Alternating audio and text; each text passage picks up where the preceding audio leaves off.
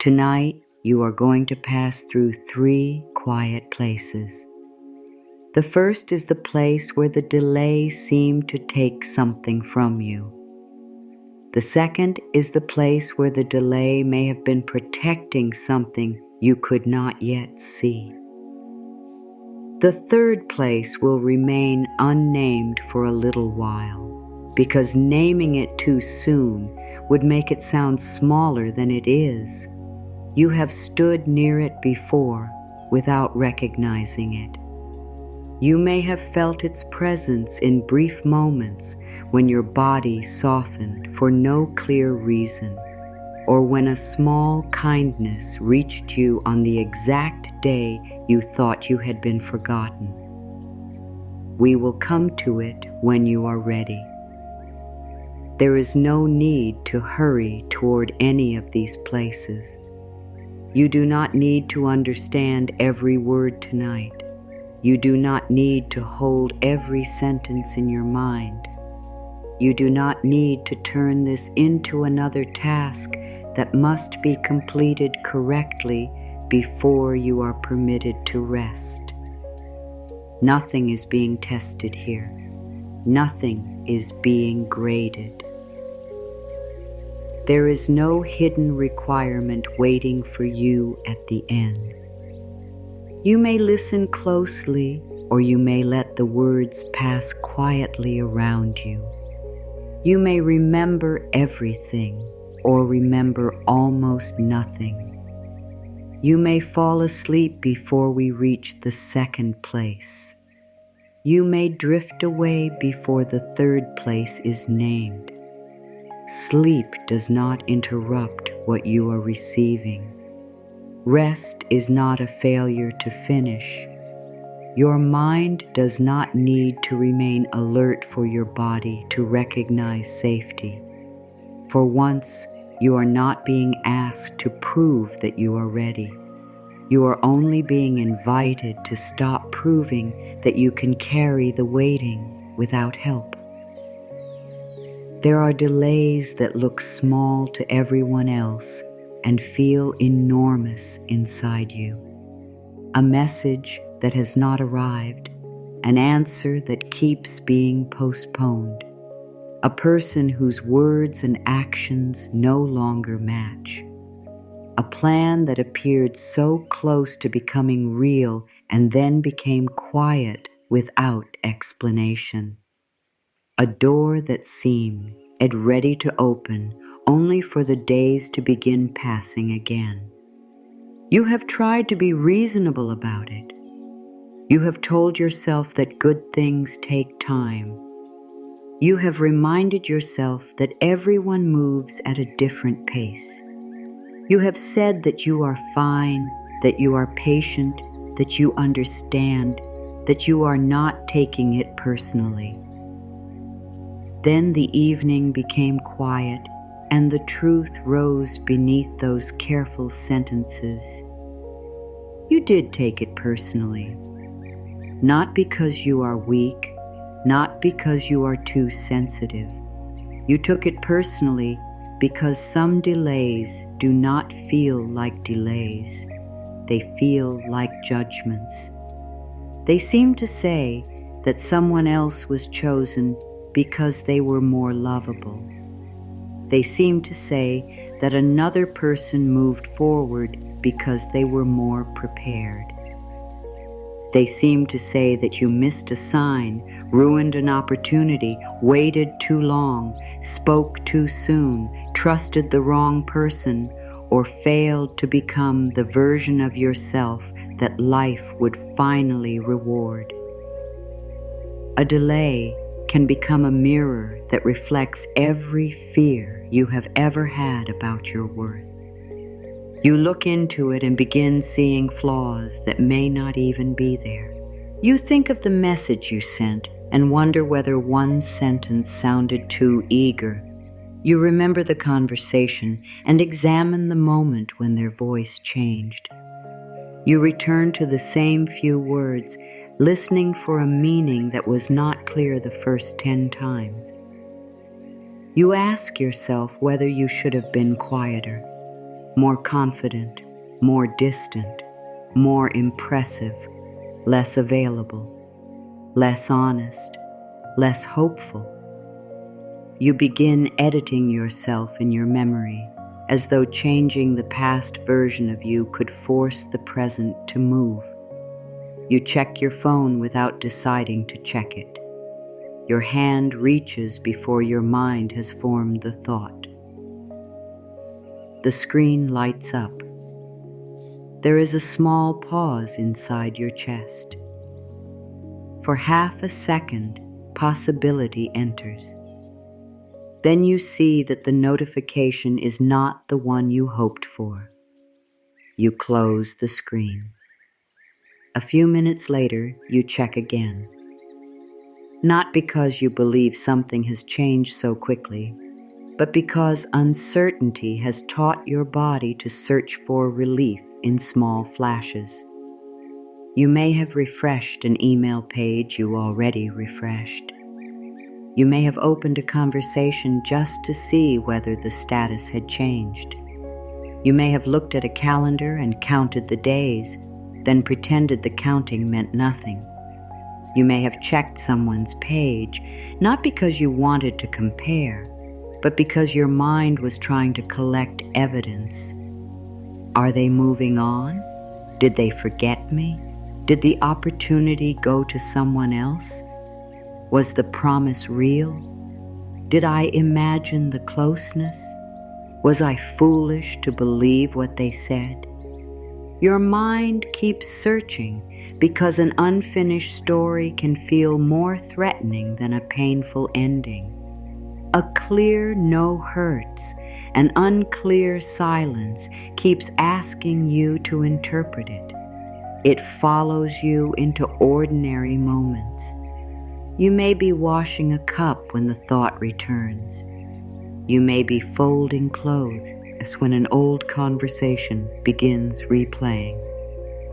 You may be sitting with people you care about while one part of your attention remains somewhere else, waiting for a sound, a sign, an explanation.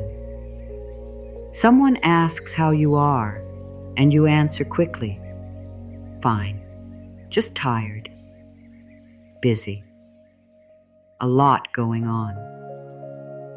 You smile in the correct place.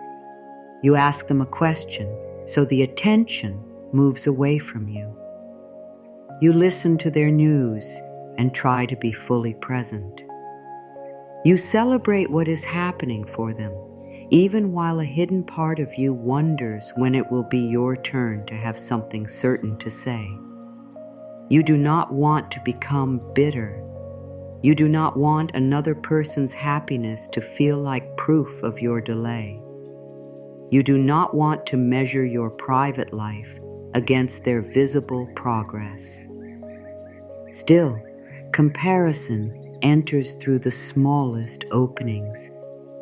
An engagement announcement, a new home, a new role, a healed friendship, a completed project, a photograph of someone standing inside the kind of life you have been trying to reach.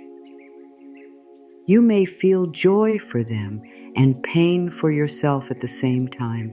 Those feelings can live beside each other. One does not cancel the other. You are not cruel because your heart aches while you congratulate someone. You are not ungrateful because another person's progress reminds you of your waiting. You are human. You have been trying to make peace with a timeline you did not choose. There are mornings when you wake with determination. You tell yourself that today you will focus on what is in front of you. You make the bed. You answer the messages you can answer. You complete the work that belongs to you. You drink water. You return calls. You create a plan. For a few hours, you feel steady. Then something small touches the waiting place. A name appears, a song plays, a date on the calendar approaches. Someone asks a harmless question.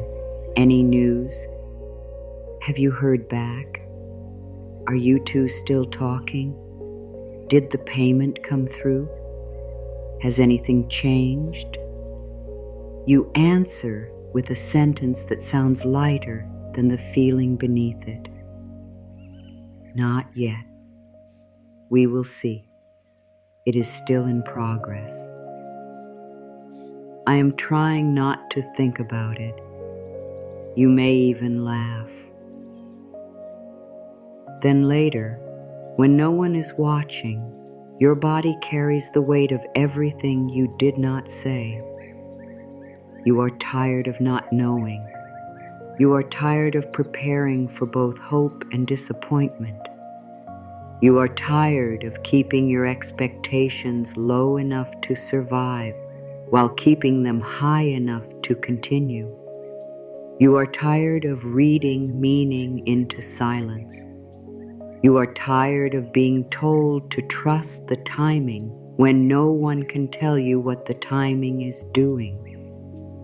You may have heard many beautiful sentences about patience. You may have repeated them. What is meant for me will come. Everything happens for a reason. Life is arranging something better. These words can be comforting, but there are nights when they do not reach the frightened part of you. That part, it does not want a beautiful sentence. It wants evidence. It wants a date. It wants the truth. It wants to know whether to keep hoping or begin grieving. It wants to know whether the delay is a pause, a redirection, a protection, or an ending no one has had the courage to name. Your mind may have tried to solve this by creating every possible future. In one future, everything works out exactly as you hoped. In another, the opportunity disappears. In another, the person returns with an explanation. In another, they never return. In another, you become so successful that the rejection no longer matters. In another, you realize you were being protected. In another, you blame yourself forever. The mind builds these futures because imagination can create the illusion of preparation. It says, if I picture every outcome, nothing can surprise me. If I rehearse the pain will hurt less. If I predict the rejection before it arrives, I will still have some control. This is not foolishness. This is protection. Your mind learned to scan ahead because there were moments when important changes arrived without warning. There may have been times when affection was present one day and withdrawn the next. There may have been promises that were spoken warmly and broken quietly. There may have been adults who told you not to worry while their faces showed you that something was wrong. There may have been decisions made around you before anyone thought to include you. You learned that waiting could contain danger. You learned that silence might be hiding bad news. You learned that uncertainty meant you had to become more alert, not less. Your nervous system may still respond to delay as though it must stand guard. This is why rest can feel difficult when something remains unresolved. Your body thinks you are asking it to sleep beside an unanswered alarm. It does not know that the phone is only quiet. It does not know that the conversation has only paused. It does not know that the future has not yet declared itself. It feels the absence of an answer and prepares for impact. Your shoulders rise, your jaw tightens, your stomach holds itself still, your breath becomes smaller. You call it overthinking, but the body calls it protection. You criticize yourself for being unable to let go, while your body is trying to make sure you are never caught unprepared again. My dear, you have not been failing at peace. You have been practicing survival in places where certainty was unavailable. There is a difference. You do not need to shame yourself for the way you learned to cope. You do not need to become angry at the part of you that keeps checking. That part is not trying to ruin your night. It is trying to prevent a wound it remembers. It believes that if it watches closely enough, it can see disappointment before disappointment sees you. It believes that if it analyzes every detail, it can discover the exact moment when things changed. It believes that if it finds the mistake, you will never have to repeat it. It believes that understanding everything is the same as being safe. Tonight, we are not going to fight that part. We are not going to call it dramatic. We are not going to tell it to stop. We are not going to demand instant trust from a mind that has spent years gathering evidence for caution. We will sit near it without forcing it to move. We will say, I understand why you are watching. I understand why you want an answer. I understand why the silence feels louder after dark. I understand why waiting has begun to feel like rejection. There is compassion in telling the truth about what you feel. You do not become more spiritual by pretending that uncertainty does not hurt. You do not become stronger by refusing to admit that you are disappointed. Peace is not a performance of being unaffected. Peace begins when you no longer have to hide your real experience from yourself. You can be hopeful and exhausted. You can trust life and still wish it would speak more clearly. You can believe in new possibilities and still grieve the one you wanted. You can know that your worth is not decided by an outcome and still care deeply about the outcome. There is room for all of this. You do not have to reduce yourself to one perfect feeling. Some nights, the hardest part is not the delay itself. It is the way the delay changes your relationship with your own hope. At first, hope felt bright. You imagined what might happen. You made plans in your mind. You pictured the conversation, the offer, the reunion, the beginning. You let yourself feel close to it. Then, time passed. Hope began to feel dangerous. You started lowering your voice when you spoke about it. You stopped telling people what you wanted. You began saying things like, I do not really care anymore. Whatever happens, happens. It was never that important. You may have tried to make the desire smaller because carrying it openly felt too vulnerable. You thought that if you stopped wanting it, the delay would lose its power. But the heart does not always release something simply because the mind becomes embarrassed by hope. The heart may continue quietly.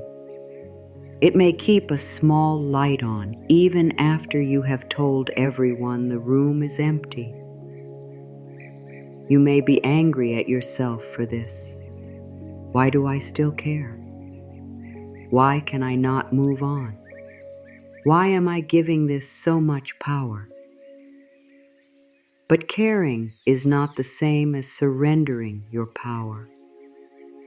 Wanting an answer is not the same as being weak. Hoping does not make you foolish. The pain comes when hope is forced to carry the entire future alone. You do not need to make hope responsible for proving that everything will work out. Hope can be smaller than that. It can be the willingness to meet tomorrow without deciding tonight that nothing good remains. That is enough. You may have made private bargains with life.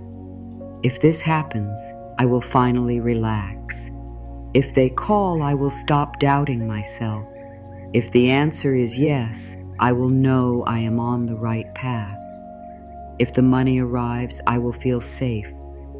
If the relationship heals, I will believe I am lovable. If the opportunity opens, I will forgive the years that felt wasted. You placed rest on the other side of an outcome. You did not do this because you wanted to punish yourself. You did it because the outcome seemed to hold something deeper.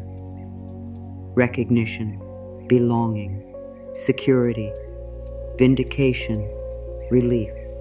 The chance to say I was not wrong to believe. Sometimes you are not waiting for an event. You are waiting for the event to change the meaning of everything that came before it. You want the arrival to explain the absence. You want the yes to redeem every no. You want the reunion to make the loneliness meaningful. You want the opportunity to prove that the closed paths were leading somewhere. You want the future to turn toward you and say, none of your care was wasted.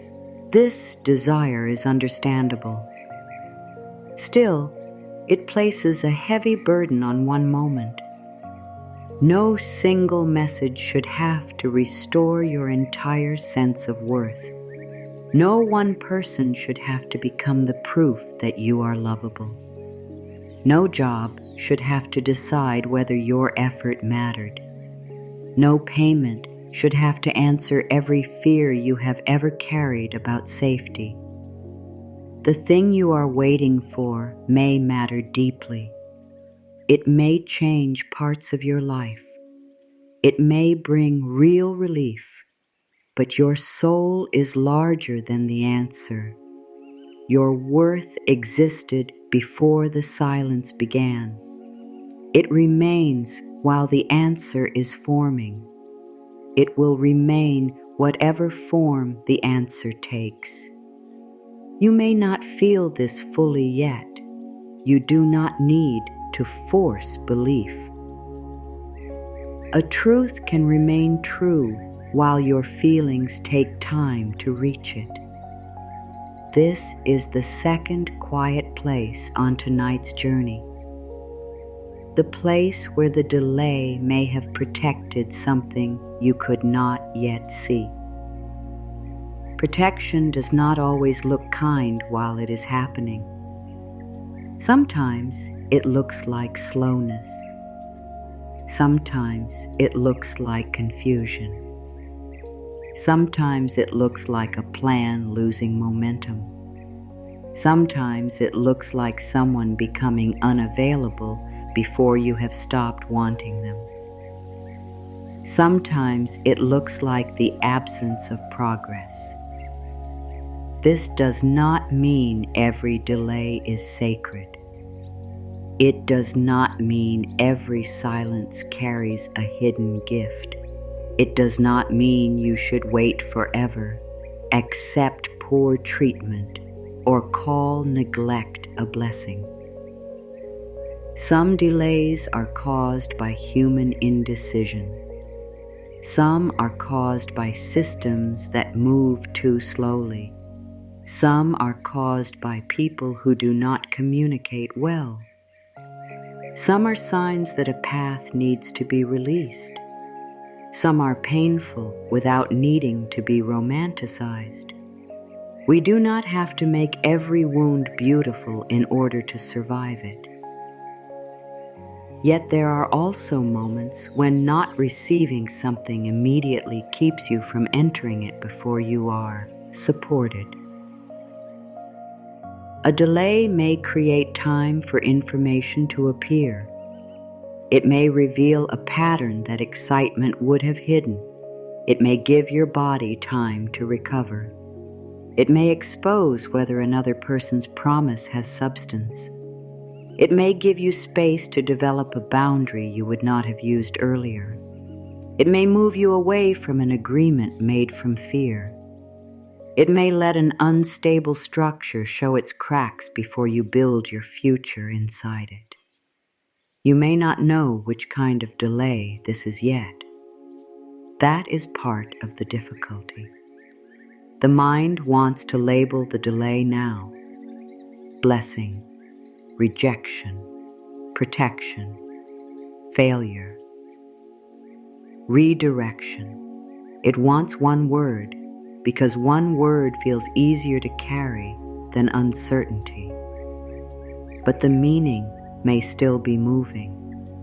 What seems like rejection in 1 month may become clarity in another.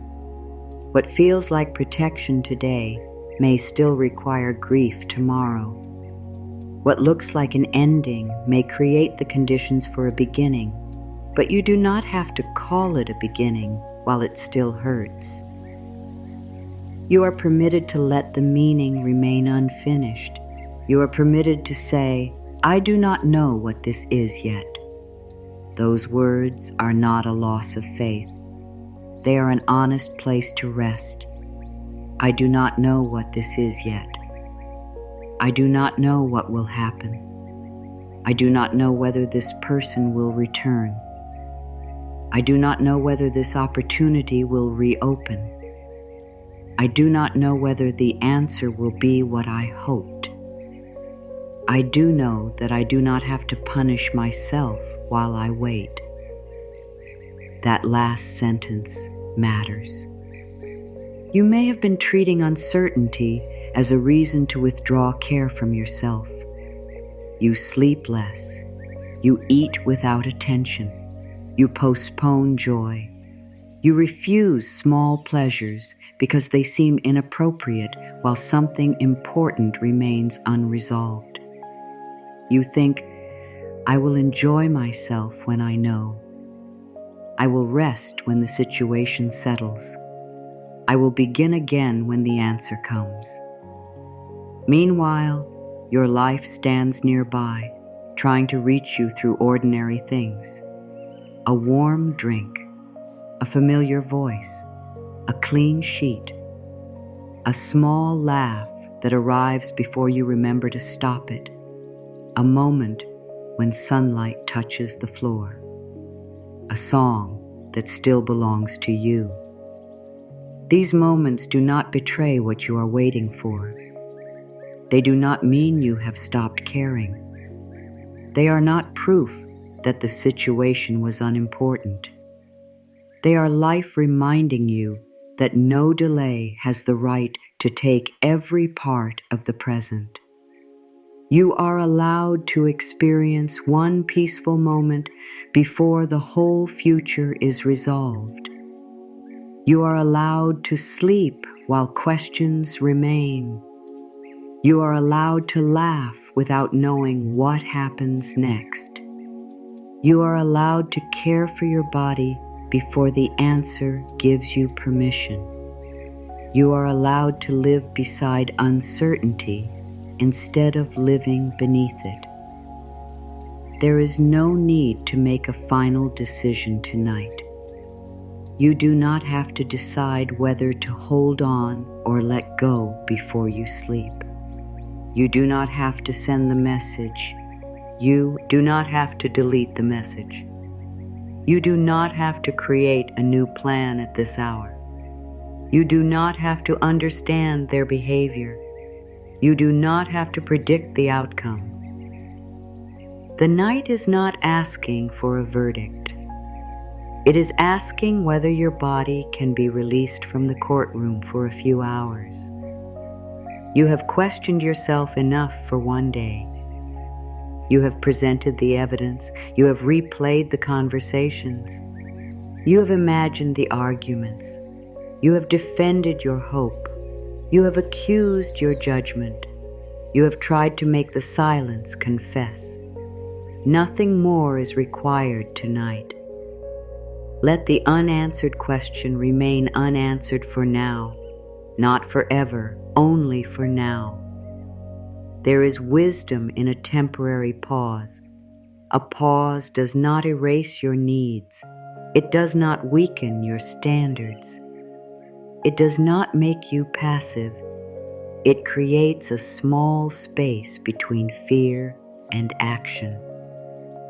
Inside that space, you may begin to hear the difference between the voice that says, act because something is wrong with you, and the voice that says, act because something matters to you.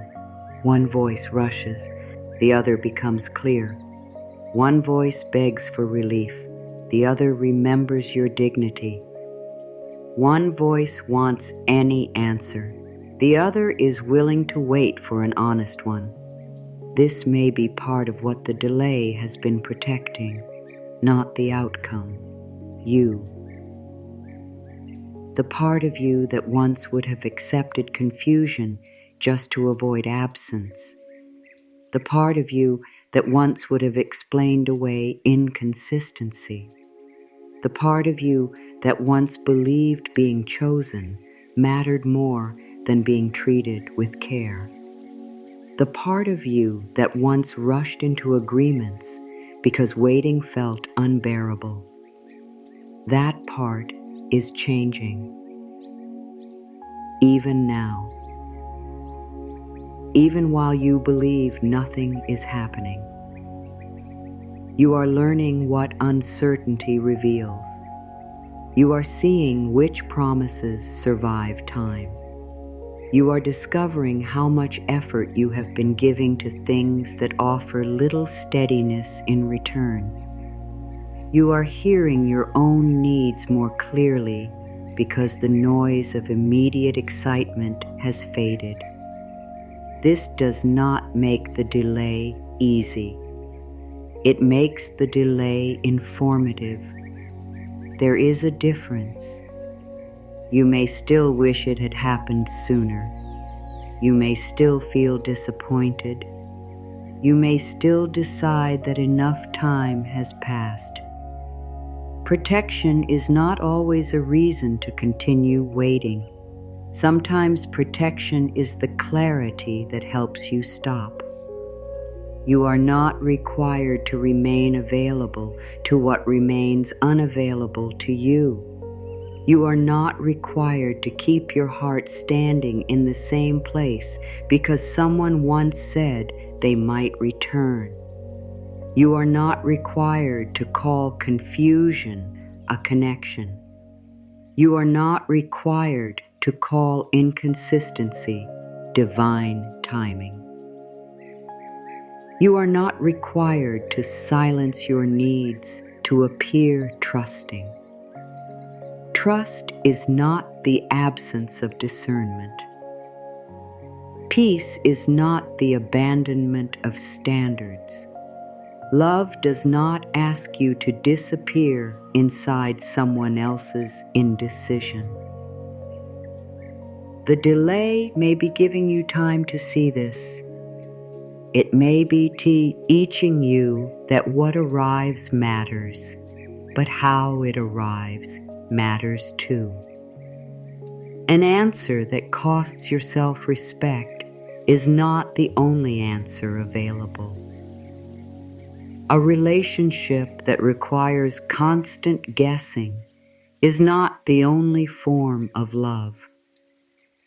An opportunity that asks you to ignore your health, safety, values, or dignity is not the only path forward. You are allowed to want both movement and care, both love and consistency, both opportunity and respect, both abundance and peace. You do not need to choose between receiving something and remaining whole. This understanding may not have been available to you when the waiting began. At the beginning, you may have wanted only the outcome. Now you are beginning to ask different questions. Will this be good for me? Can this meet me honestly? Will I be safe enough to remain myself? Does this path honor the life I am trying to build? Am I waiting from love or waiting from fear? These questions are not signs that you have lost faith. They are signs that your faith is becoming wiser. The third place is closer now. We are not entering it yet. For the moment, know only this. It is not the place where you are told to wait longer without reason. It is not the place where every disappointment is covered with a beautiful phrase. It is not the place where you are asked to pretend that pain was pleasant. It is a place of return. Not necessarily the return you have imagined, not always from the source you expected, not always in the form you requested.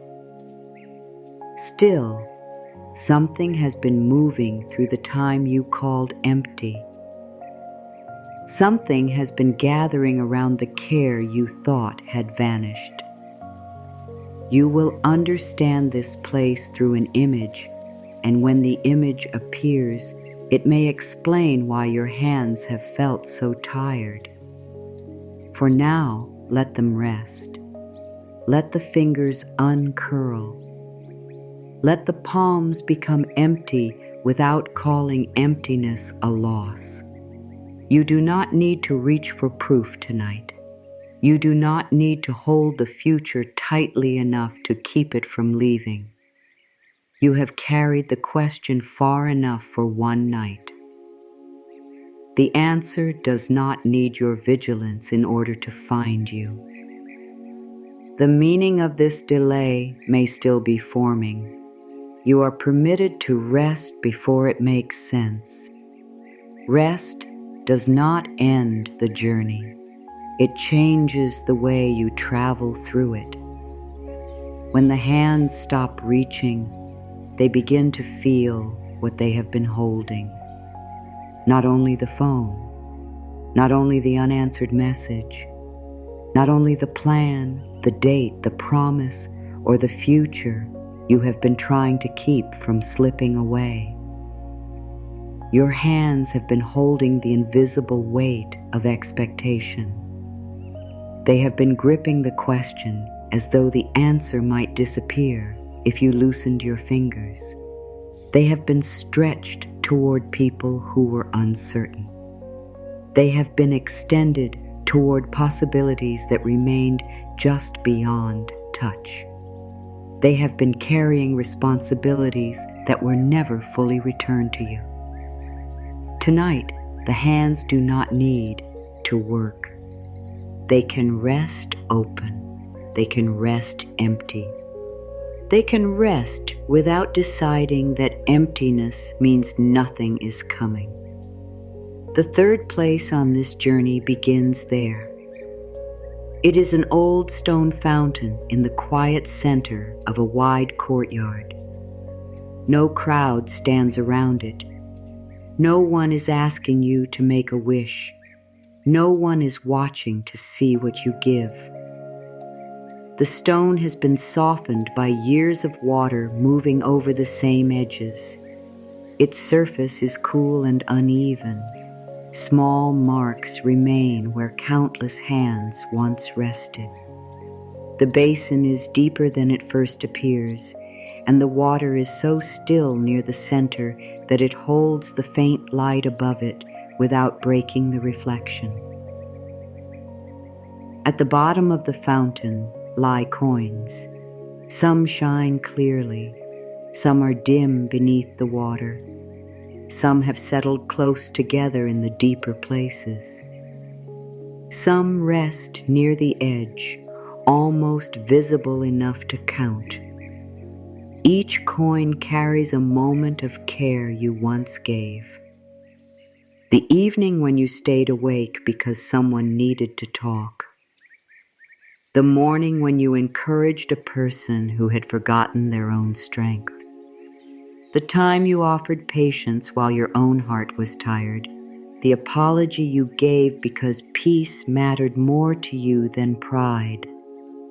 The meal you prepared, the message you sent, the secret you protected, the chance you offered, the work you completed without praise, the reassurance you gave even when no one thought to reassure you, the way you made space for another person's fear, the way you remembered what mattered to them, the way you listened after they had repeated the same worry many times, the way you forgave what you were still trying to understand, the way you kept showing up.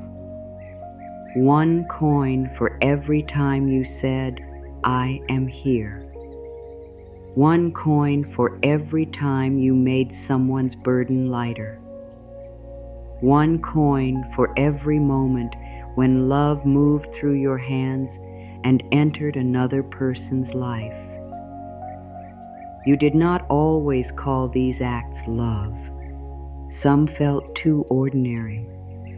You thought you were only being kind, only doing what was needed, only keeping your word, only helping, only making things easier.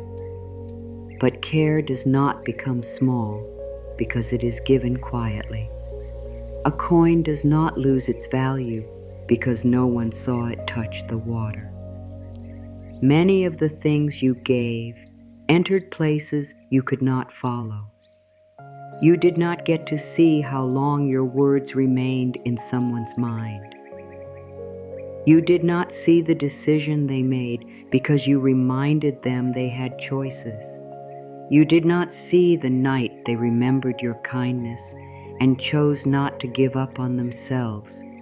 You did not see the way your patience changed the atmosphere of a home, a workplace, a friendship, or a family. You did not see how far one act traveled after it left your hands. This is one reason you sometimes believe your care was wasted. You saw the giving. You did not always see what happened beneath the surface. The fountain holds what the eye cannot measure from above. Water changes the appearance of everything resting below it. A coin that seems close may be deeper than expected.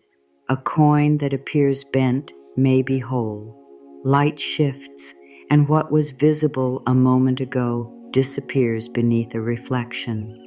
You lean forward. You try to count. 1, 2, 5. Then the surface moves, and the numbers are lost.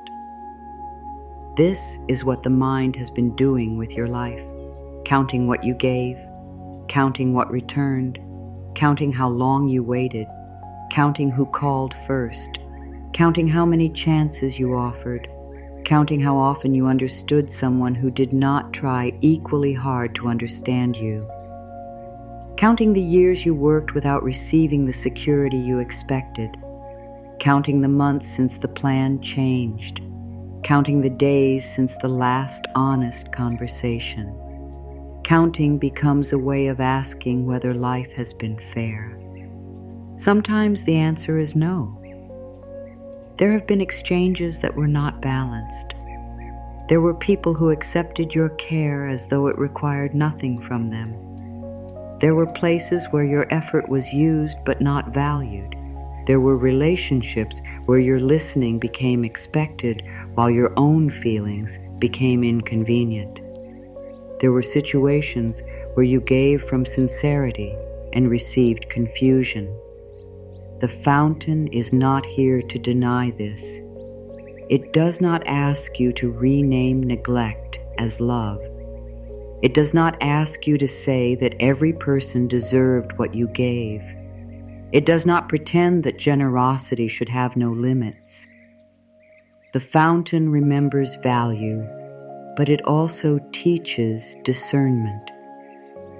A coin given freely is not the same as a coin taken from your hand. Care offered from choice is not the same as care demanded through guilt. Patience is not the same as endless tolerance. Forgiveness is not permission for the same wound to be repeated. You may have learned these differences slowly. You may have paid for the lesson with time. That does not make you foolish. You gave with the understanding you had then.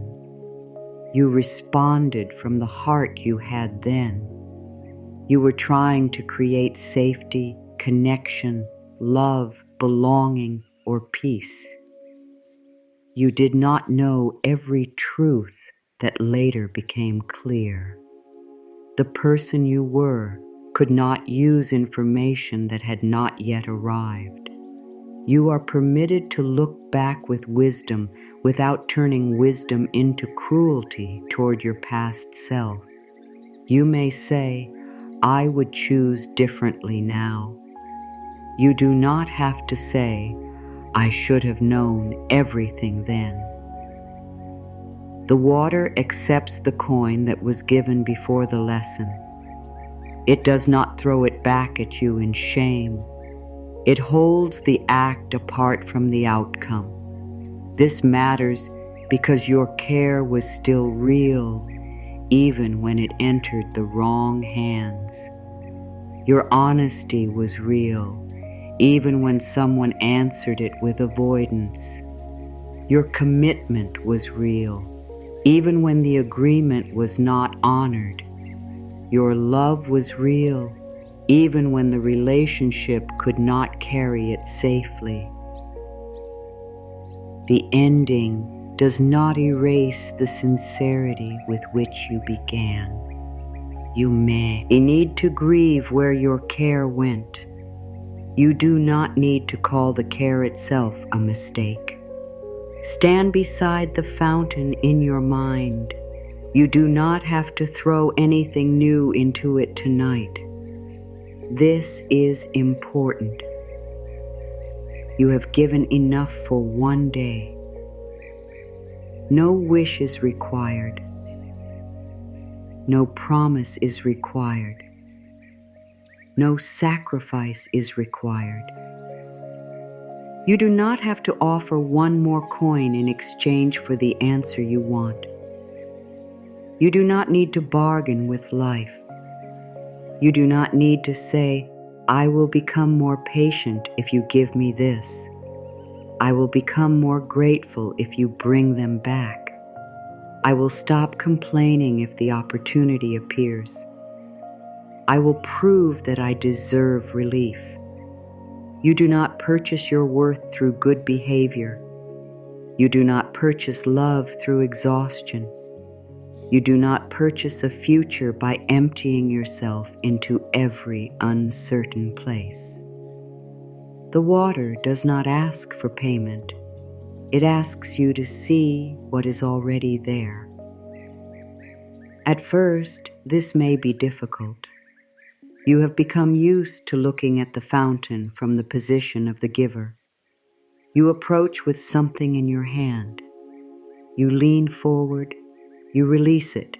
You watch the water close over it. Then you walk away before anything can move toward you. You have repeated this movement so many times that receiving can feel unnatural. Giving feels active. Receiving feels exposed. Giving gives you a role. Receiving asks you to remain open without controlling what arrives. When you give, you can decide the amount, the timing, and the form.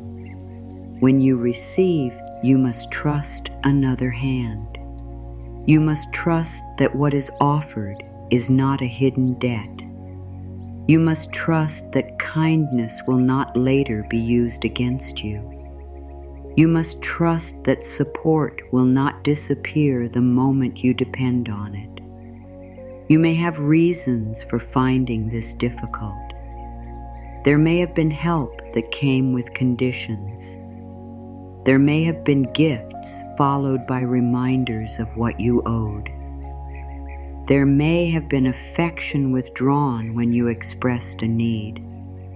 There may have been moments when you opened your hands and someone placed another responsibility inside them. Your body learned that empty hands were available hands, hands ready to be filled with more work, more problems, more requests, more emotional weight. So you kept them busy. You carried, you fixed, you organized, you soothed, you reached. An open hand did not feel like a place where goodness could land. It felt like a place where someone might place another burden. This is why your hands have felt so tired. This is the answer to the first quiet mystery. They are not tired only because you have been holding the future. They are tired because they have spent so much of your life extended outward. Coin after coin, care after care, chance after chance. You learned how to release love from your hands, but not always how to cup them beneath the returning water. That is the third place. Not merely the place where something comes back, the place where you become able to receive it. The delay may not be teaching you only how to wait. It may be showing you what happens inside you when life does not let you remain the constant giver. When the plan pauses, you cannot keep proving yourself through movement. When the relationship becomes quiet, you cannot sustain closeness by doing both people's emotional work forever. When the answer is beyond your control, effort reaches its natural edge. You meet the place where your hands must become still. At first, stillness feels like helplessness. Then over time, it can reveal another possibility. You do not have to create every good thing alone. You do not have to push every event into motion. You do not have to be the person who remembers, repairs, initiates, carries, and completes every exchange. Life includes giving. It also includes being met. The fountain is not a machine that rewards every act according to a perfect formula. It is not a spiritual bank account. It is not keeping a strict record so that every kindness produces an equal kindness on a certain date. Care is not a transaction with the universe. You are not owed a specific person because you loved them well. You are not guaranteed one particular opportunity because you worked hard. You are not promised that every sacrifice will return in the form you prefer. The image means something quieter and more honest. What moved through you shaped you. What you gave taught your heart its capacity. What you endured taught you where capacity requires protection. What did not return from one direction may create room for something healthier to approach from another. The care you offered may return as someone who listens without being asked. It may return as the courage to say no before resentment begins. It may return as work that respects the value of your time. It may return as a friend who remembers your difficult day. It may return as the strength to leave a pattern you once called normal. It may return as your own voice speaking to you with the tenderness you once reserved for everyone else. It may return as rest. It may return as clarity. It may return as a smaller life that feels more peaceful than the larger life you were forcing yourself to pursue. It may return as the realization that you no longer want the answer you once begged to receive. Return is not always repetition. Sometimes what comes back is the value, not the original form. The person may not return, but your ability to love can return to you without shame. The opportunity may not reopen, but the skill you developed while preparing may lead elsewhere.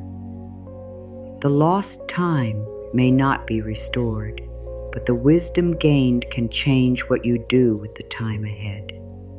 The apology may never arrive, but your belief in your own experience can return. The promise may remain unfulfilled, but your trust in your judgment can be rebuilt. A coin can return as change. Not the same coin, not the same image, not the same path. Change. This word carries two meanings beside the fountain. Change is what remains after an exchange. Change is also what transforms the person who receives it. You may have been waiting for life to give back exactly what you placed into the water. The same relationship repaired, the same dream revived, the same plan restored, the same version of the future finally delivered. It may still happen. There is no need to close possibility. But there are other forms of return you might miss while staring at the place where the coin first sank. A person offers help and you say, "No, I am fine." A new path appears and you dismiss it because it does not resemble the old one. Your body asks for rest and you call rest unproductive. A boundary becomes clear and you silence it because you are still trying to preserve the relationship. Someone gives you a sincere compliment and you explain why it is not true. A peaceful evening arrives and you fill it with worry because peace feels unrelated to the answer you are waiting for. These may be small coins returning. They touch your hand and habit causes you to toss them back. Not because you are ungrateful, because you are looking for one specific form of repayment. The fountain asks a different question. Can you recognize value before it becomes dramatic? Can you receive care before you have reached complete exhaustion? Can you let a small kindness matter? Can you accept support without proving that you have suffered enough to deserve it? Can you let peace be part of the answer even when the external situation remains unfinished? These questions do not demand immediate responses. They can rest beside you. You have spent enough time being questioned by uncertainty. The fountain does not interrogate you. It offers an image. The water moves in a slow circle. From the center, it rises. It spills across the upper stone. It descends into the basin. It gathers. It rises again. The water does not move in a straight line. If you watched only one point, you might think it was leaving. If you watched another, you might think it was arriving. Both views would be incomplete. Circulation can resemble loss when you see only the moment of release. You gave something. It left your hand. You could no longer control where it went. This looked like an ending, but movement continued beyond your sight. Not every delay means that life is secretly preparing exactly what you requested. We do not need a promise that large. A delay can still contain movement. Information is gathering. Feelings are becoming clearer. Other people are revealing their capacity. Your needs are changing. Your body is speaking. Options you ignored are becoming visible. The future is being shaped by choices you have not made yet. Even when the outer situation appears still, your relationship with it is not still. You are not the same person who entered the waiting. At first, you thought only about how to receive the outcome. Now you are thinking about whether the outcome can receive you. Can it hold the person you are becoming? Can it respect the boundaries you have learned? Can it meet the truth you can no longer hide? Can it exist without requiring you to return to an older, smaller version of yourself? These are signs of movement. Quiet movement. Movement beneath the surface. The fountain teaches that depth can hide motion from the eye. A coin rests at the bottom, yet water passes over it. Light touches it. Shadows shift. The surface changes. You may look at your life and see no progress because the visible object has not moved. The message has not arrived. The decision has not been made. The relationship has not changed. The door has not opened. But something in you is changing its position. You are becoming less willing to chase what does not communicate. You are becoming less impressed by words without steadiness. You are becoming more aware of what peace feels like in your body. You are becoming able to tell the difference between longing and alignment. You are learning that intensity is not always intimacy. You are learning that uncertainty is not always a sign to work harder. You are learning that waiting does not require self-erasure. These lessons are not consolation prizes. They are forms of return. Still, you may feel resistance. You may say, "I did not ask for a lesson. I asked for an answer." That is honest. You are permitted to want the answer. You do not have to pretend wisdom replaces the thing you hoped to receive. A lesson does not pay a bill. A reframe does not repair every loss. Insight does not remove every consequence. You can honor what you have learned and still ask life for practical movement. You can rest tonight and take action tomorrow. You can trust yourself while also requesting clearer communication. You can hold the fountain image and still send the application, make the call, seek advice, create a deadline, or step away.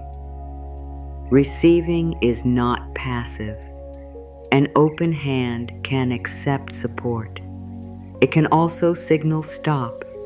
It can point toward another direction. It can close when something unsafe is offered. The hand that receives is still your hand. You decide what belongs there. This is important because you may have confused openness with unlimited access. You thought being loving meant remaining available. You thought being understanding meant accepting every explanation. You thought patience meant never naming a limit. You thought faith meant waiting without asking questions. But the fountain has an edge. The water is held by stone. Without a boundary, there would be no basin. Without a basin, the water could not gather. It would spread across the ground and disappear into every direction. The boundary does not stop the water from moving. It gives the water a place to collect. Your boundaries do the same for your care. They do not make you cold. They prevent your energy from being scattered into places that cannot hold it. They create a shape for your generosity. They let you decide when to give, how much to give, and when your own needs require attention. A fountain without an edge cannot sustain its form. A life without boundaries cannot sustain endless giving. You may be learning this during the delay. The pause may have brought you close enough to the stone to feel its strength. You may be discovering that care needs structure, love needs truth, hope needs discernment, patience needs a point at which it becomes a decision rather than a habit. You do not need to decide that point tonight. You only need to remember that it exists. There is another teaching in the water. When you reach into the fountain too quickly, the surface breaks. Your arm enters. The water moves. Sediment rises from below. The coins disappear into cloudiness. The harder you search, the less you can see. This is what happens when fear demands clarity before clarity is ready. You send another message, not because there is something new to say, but because silence feels unbearable. You ask the same question in a different way. You search for hidden meanings. You consult too many opinions. You create a decision at midnight because uncertainty feels worse than a poor choice. You reach into the water.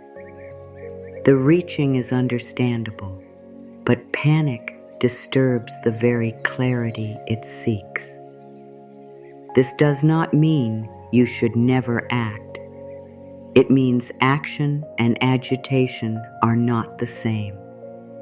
Wise action has a different feeling. It may still be difficult.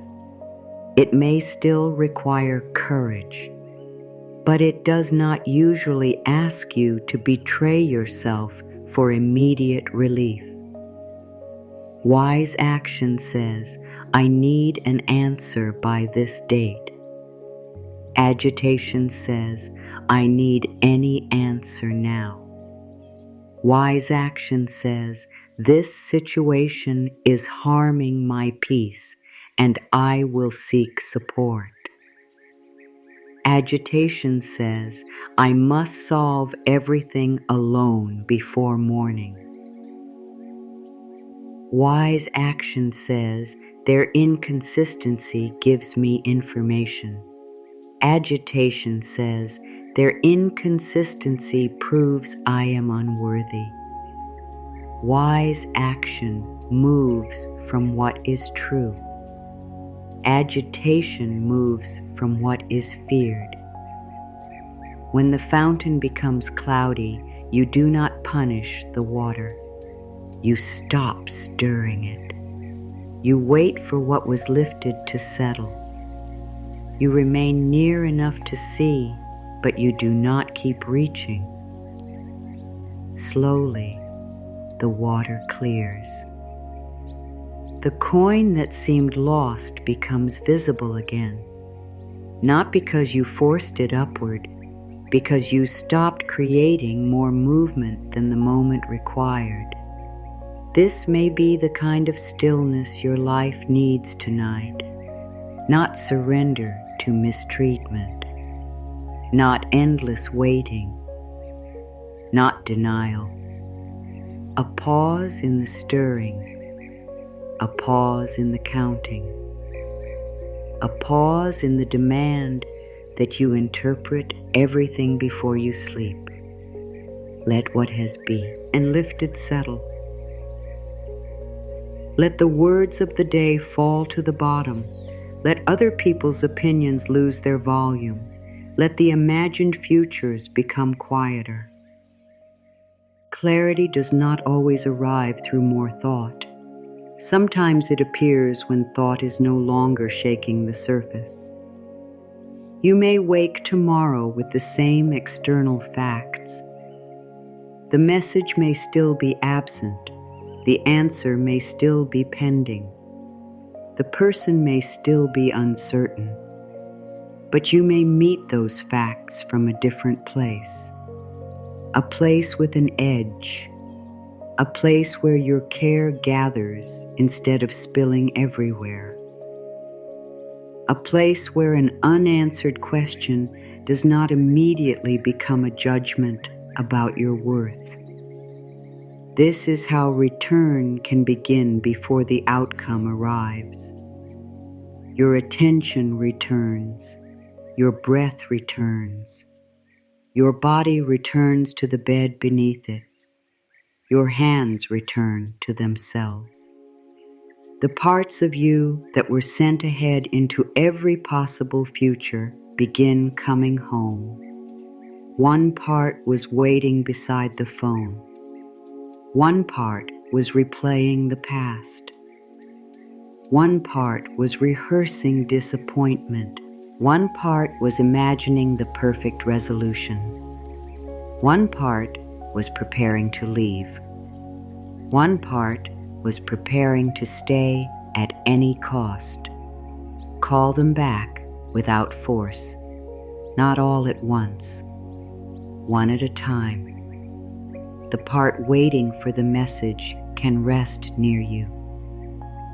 The part trying to solve the future can lower its work. The part guarding against disappointment can sit beside the fountain. The part that still hopes does not need to be silenced. The part that is tired of hoping does not need to be corrected. They can all exist here. No part must throw another coin. No part must produce an answer. The water continues its circle, rising, spilling, gathering, returning.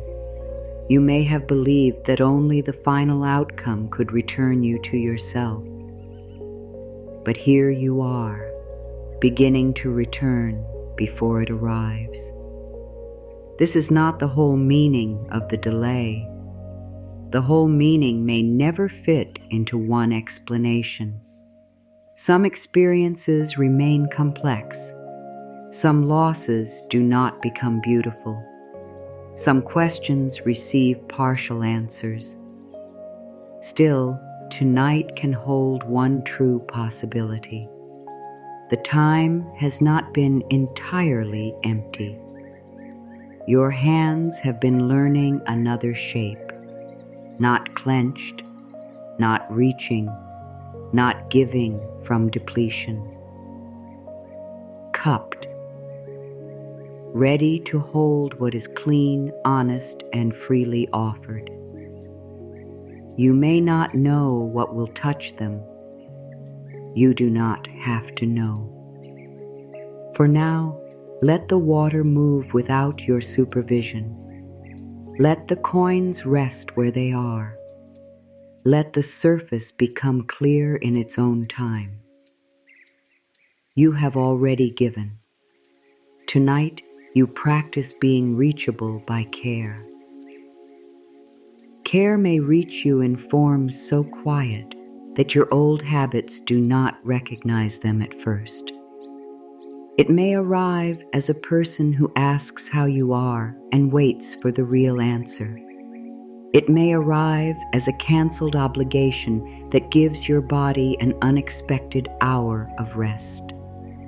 It may arrive as the courage to stop explaining a boundary that has already been spoken clearly. It may arrive as an honest no that frees you from months of uncertain hope. It may arrive as an invitation you would once have overlooked because you were facing only one direction. It may arrive as a new thought about an old problem. It may arrive as the sudden understanding that you have already done enough. These returns may seem too small when compared with what you wanted. You asked for the whole answer, and life placed one clear sentence in your hand.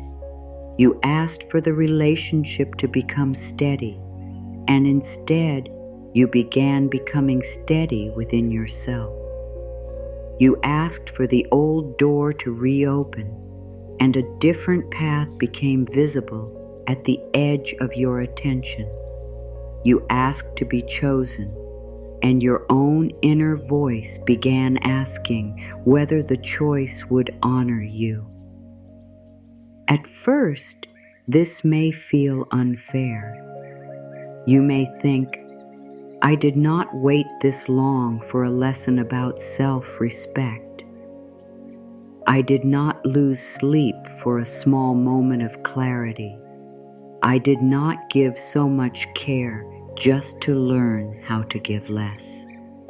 The heart is permitted to protest. It does not have to accept every change immediately. It may need time to grieve the exact future it pictured. Let that grief be honest. You are not required to turn away from what you hoped. You are being invited to widen the space around it. The fountain is larger than one coin. Your life is larger than one answer. The care returning to you is not always meant to restore the old arrangement. At times, it returns to help you build a life that no longer depends on that arrangement. This is a deeper kind of change. It does not always produce the dramatic moment the mind has rehearsed. There may be no announcement, no sudden music, no perfect explanation. You may only realize one evening that you have stopped checking as often. You may hear their name without losing your breath. You may notice that your plans no longer begin with the words when this finally happens. You may see that you have gone several hours without placing your worth on trial. The return may already be happening there, not as proof that the outcome no longer matters, as proof that you are no longer disappearing inside the outcome. The water begins by returning you to your own hands. That may be the first form of blessing hidden inside a delay. You wanted the waiting to end.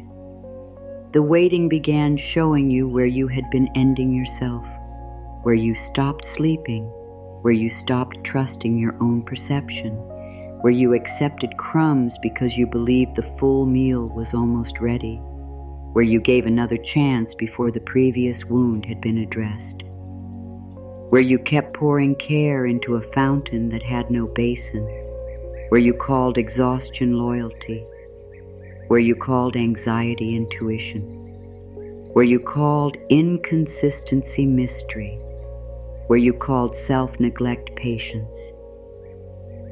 There is no shame in seeing this now. The purpose of Claire, it is not to create a new weapon against your past. Clarity is a lamp placed near the water.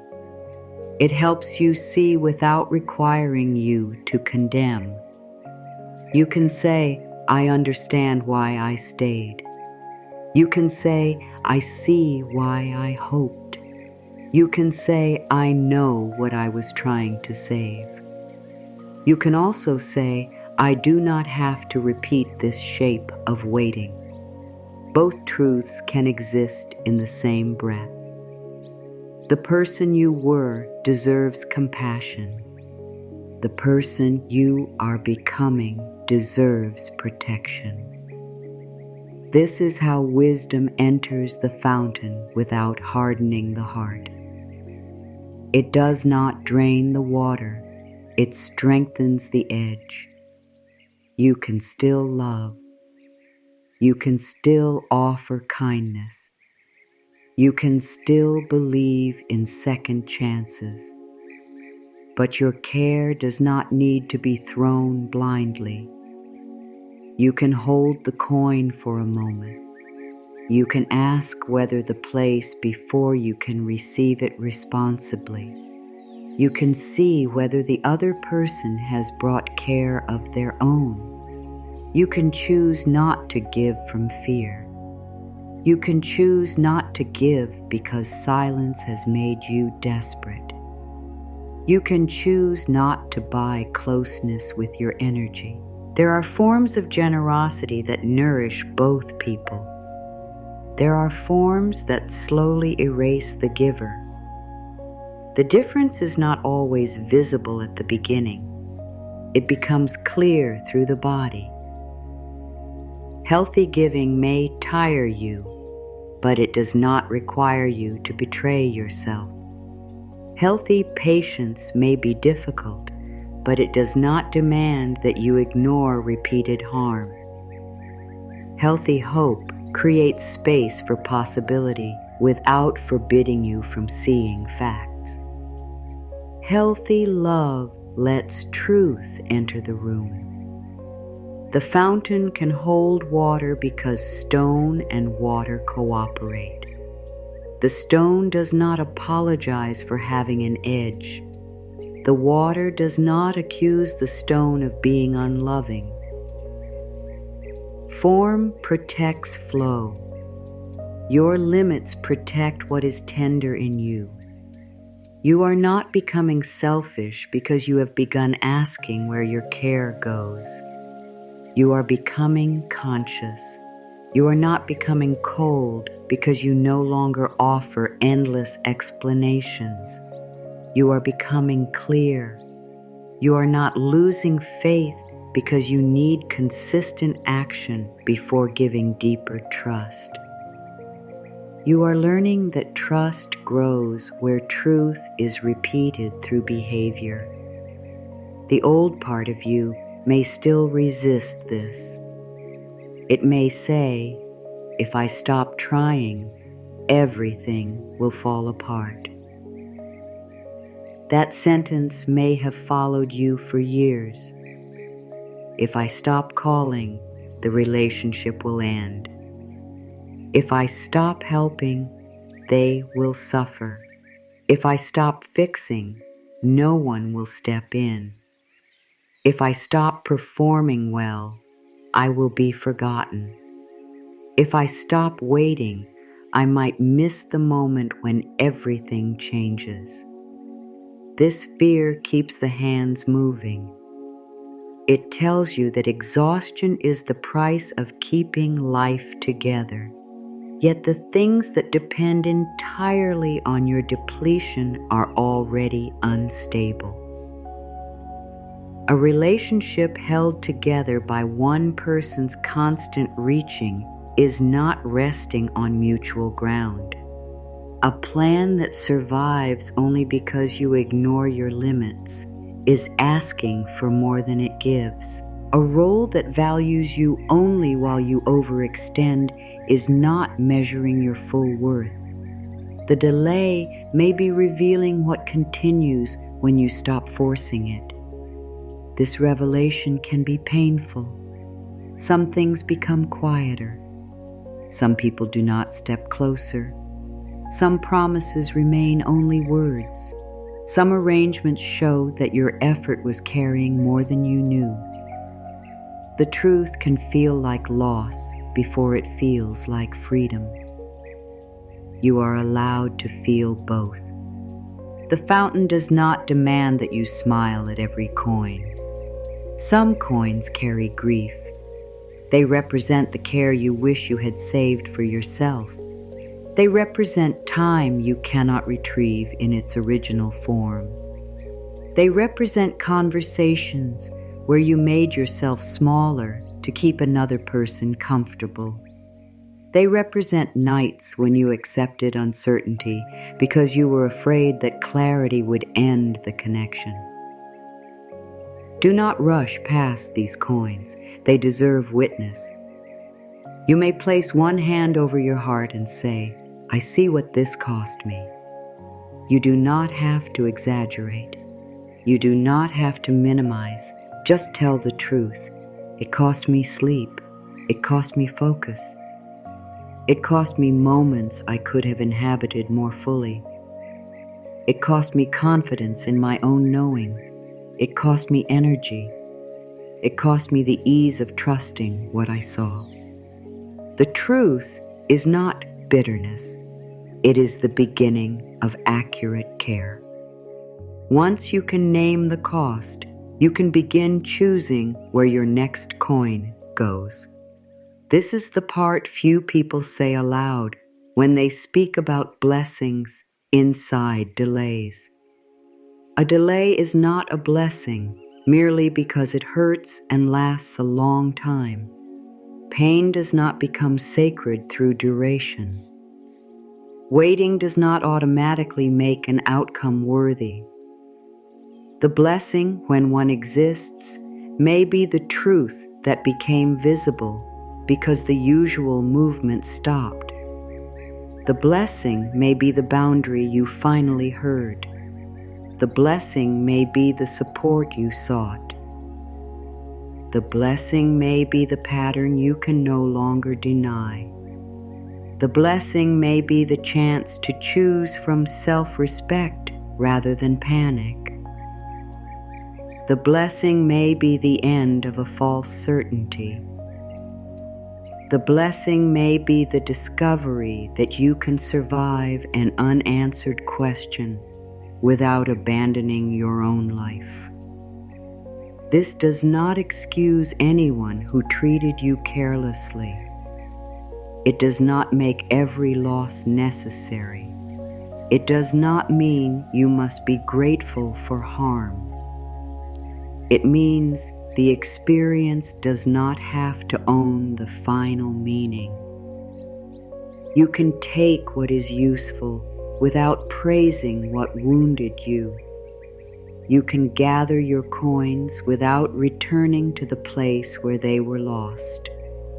You can learn without calling the lesson fair. You can heal without pretending nothing happened. This is how you take authorship back from the delay. You stop asking it to tell you who you are. You begin deciding what you will carry forward. Perhaps the answer comes later. Perhaps it takes a form you did not expect. Perhaps the old path remains closed. None of these possibilities has the authority to erase your value. Your value is not resting at the bottom of the fountain, waiting to be retrieved. It is present in the hand that gave. It is present in the heart that cared. It is present in the wisdom that now chooses more carefully. You do not need the original receiver to confirm that your care mattered. You do not need the person who misunderstood you to become the judge of your sincerity. You do not need the opportunity that passed to certify your ability. You do not need the old plan to succeed before your effort counts. Something can be meaningful even when it does not continue. Something can be real even when it does not last. Something can have shaped you without being meant to remain. The mind may resist this because it wants permanence to prove value. But a coin does not become unreal because it leaves the hand. The water does not erase the moment of giving. You are still the person who carried love. You are also becoming the person who knows that love belongs in places where it can circulate. Not every basin can hold what you offer. Not every hand knows how to receive without taking. Not every person has the capacity to return care in a form you can live with. Their limitation is information. It is not a measurement of your worth.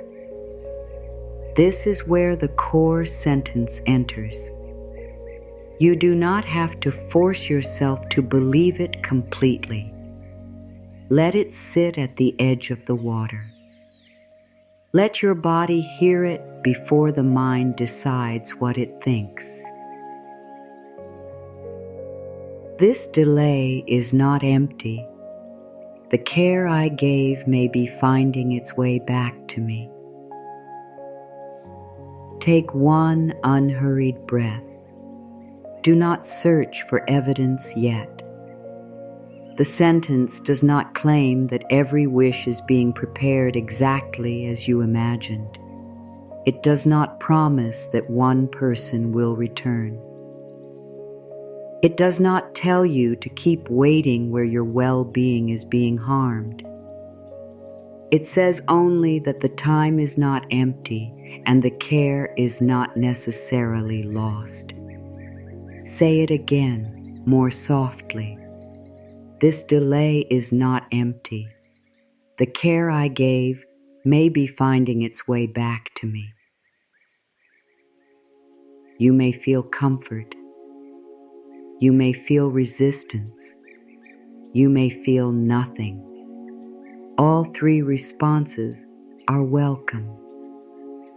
The word you may resist is back. Back may sound impossible. You may think of what did not return.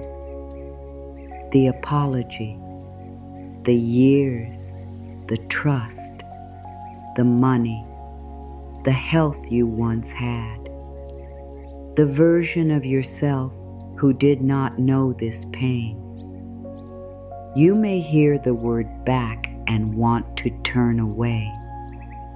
That makes sense. Back does not have to mean reversal. It does not require the past to be restored. It does not mean the same people return with changed hearts. It does not mean every material loss is replaced. Back can mean that care returns to your awareness. Back can mean that your energy is no longer trapped in constant waiting. Back can mean that your own tenderness becomes available to you. Back can mean that support reaches you from a source you had not considered. Back can mean that your voice returns after a long period of self-doubt. Back can mean that the power to choose returns to your hands. Back can mean coming home to yourself without needing to recreate what was. This is why the fountain returns change. The return carries value, but it may carry a new form. A coin of attention may return as someone who hears what you do not say. A coin of courage may return as the strength to have an overdue conversation. A coin of patience may return as the wisdom to stop waiting without a clear agreement. A coin of loyalty may return as loyalty to your own well-being. A coin of forgiveness may return as release from the need to receive an apology. A coin of labor may return as the decision to ask for fair compensation. A coin of tenderness may return as a night when you no longer speak harshly to yourself. This is not a guarantee. It is a possibility worth making room for. Let the sentence pass through once more. This delay is not empty. The care I gave may be finding its way back to me. If you cannot believe it yet, do not argue with yourself. Belief cannot be pulled from the water by force. Use the smaller sentence. I am willing to believe that nothing loving in me was wasted. That is enough. Willingness is a hand opening by one small degree. It does not have to become certainty tonight. You do not need to feel inspired. You do not need to forgive everyone. You do not need to declare that everything happened for the best. You only need to leave a little space around the old conclusion that nothing mattered. I am willing to believe that nothing loving in me was wasted. The love may have taught you. It may have comforted someone. It may have revealed where you need stronger edges. It may have shown you the depth of your own capacity. It may become part of how you treat yourself from now on. What was loving in you does not become worthless because another person could not honor it. Let that truth approach at its own pace. There is another truth that must stand beside it. Peace does not require you to remain where you are harmed. A spiritual idea should never be used to keep you inside mistreatment, danger, manipulation, or neglect.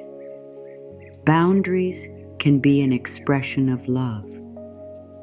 Leaving can be an expression of wisdom.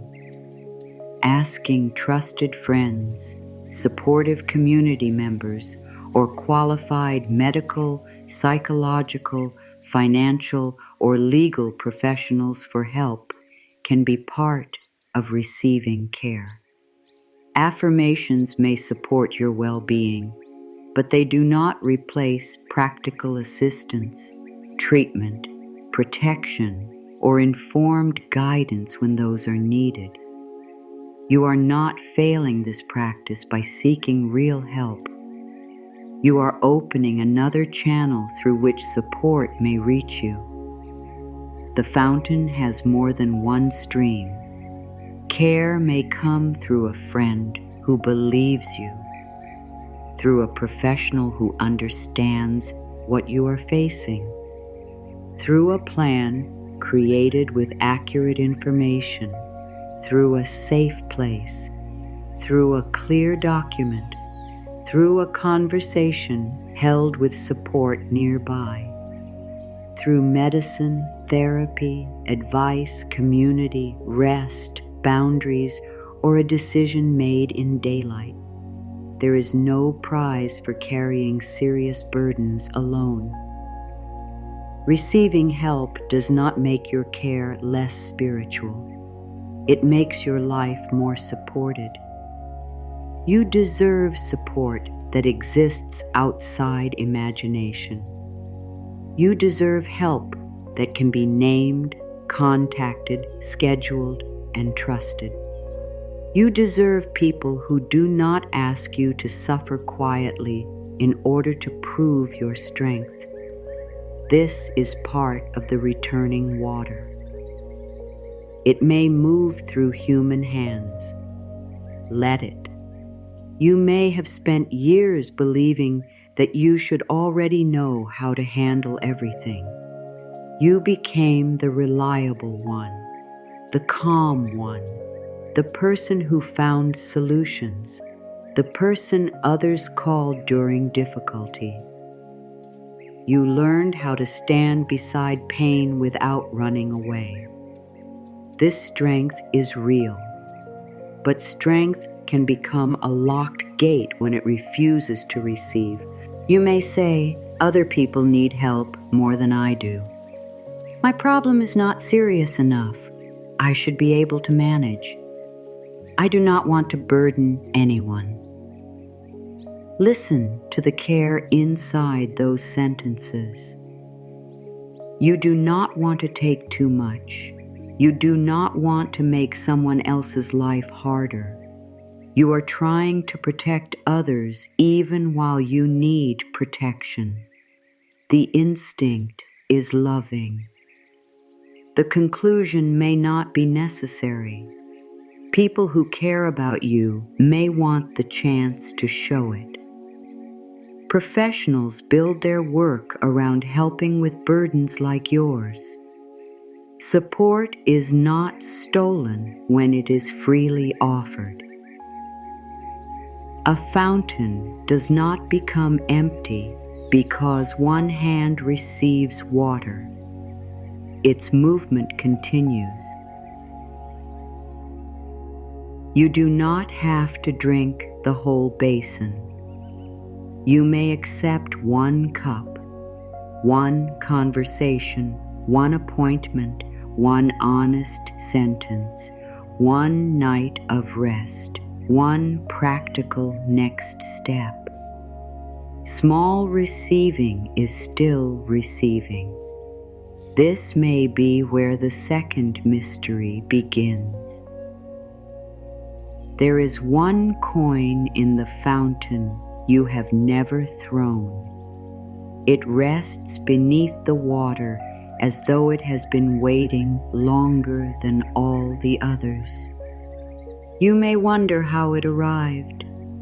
You may feel that it belongs to you, though you cannot yet see what is marked on its surface. We will not lift it tonight. Not yet. It will become clear after your body has released more of the effort that keeps the water moving. For now, know that the coin was not placed there by someone who forgot you. It is not payment from the person you waited for. It is not a reward for suffering. It carries a different kind of value. The final section will bring it close enough to read. Until then, let it remain beneath the clear water. You do not have to solve the mystery. You only have to stop stirring the basin. There are moments when the strongest thing you can do is decline the next fearful movement. Do not send the message to night if the message is only asking someone else to stop your anxiety. Write it somewhere private if the words need somewhere to go. Do not make the permanent decision only because the night feels heavy. Give yourself the support of daylight where possible. Do not reopen the wound merely to check whether it still hurts. Do not search for one more piece of evidence after your body has told you that it is tired. You can act later from clarity. Tonight, the work is receiving. This work may feel invisible. No one applauds a hand for unclenching. No one sees the moment when you stop blaming yourself. There is no photograph of the second when your body realizes it can lower its guard by 1 degree. Still, these moments matter. A small release changes what you carry into tomorrow. Tomorrow's choices are shaped by tonight's relationship with your own worth. When you wake, you may still have questions, but you do not have to wake as the same exhausted questioner. You can wake as someone who knows that silence is information, not a verdict. You can wake as someone who can ask for clarity without begging for worth. You can wake as someone who sees the difference between receiving an answer and receiving care. Sometimes the answer is not caring.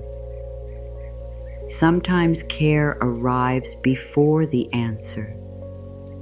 Sometimes care helps you survive an answer you did not want.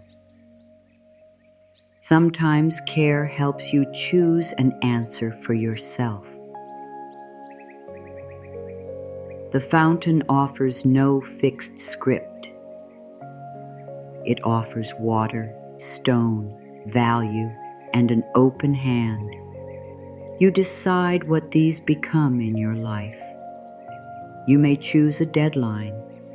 You may choose another conversation. You may choose to continue waiting with clearer boundaries. You may choose to release the old expectation. You may choose to seek advice before acting. You may choose no decision until you have rested. Any of these can be wise when they arise from truth rather than panic. The important change is not that you become perfectly patient.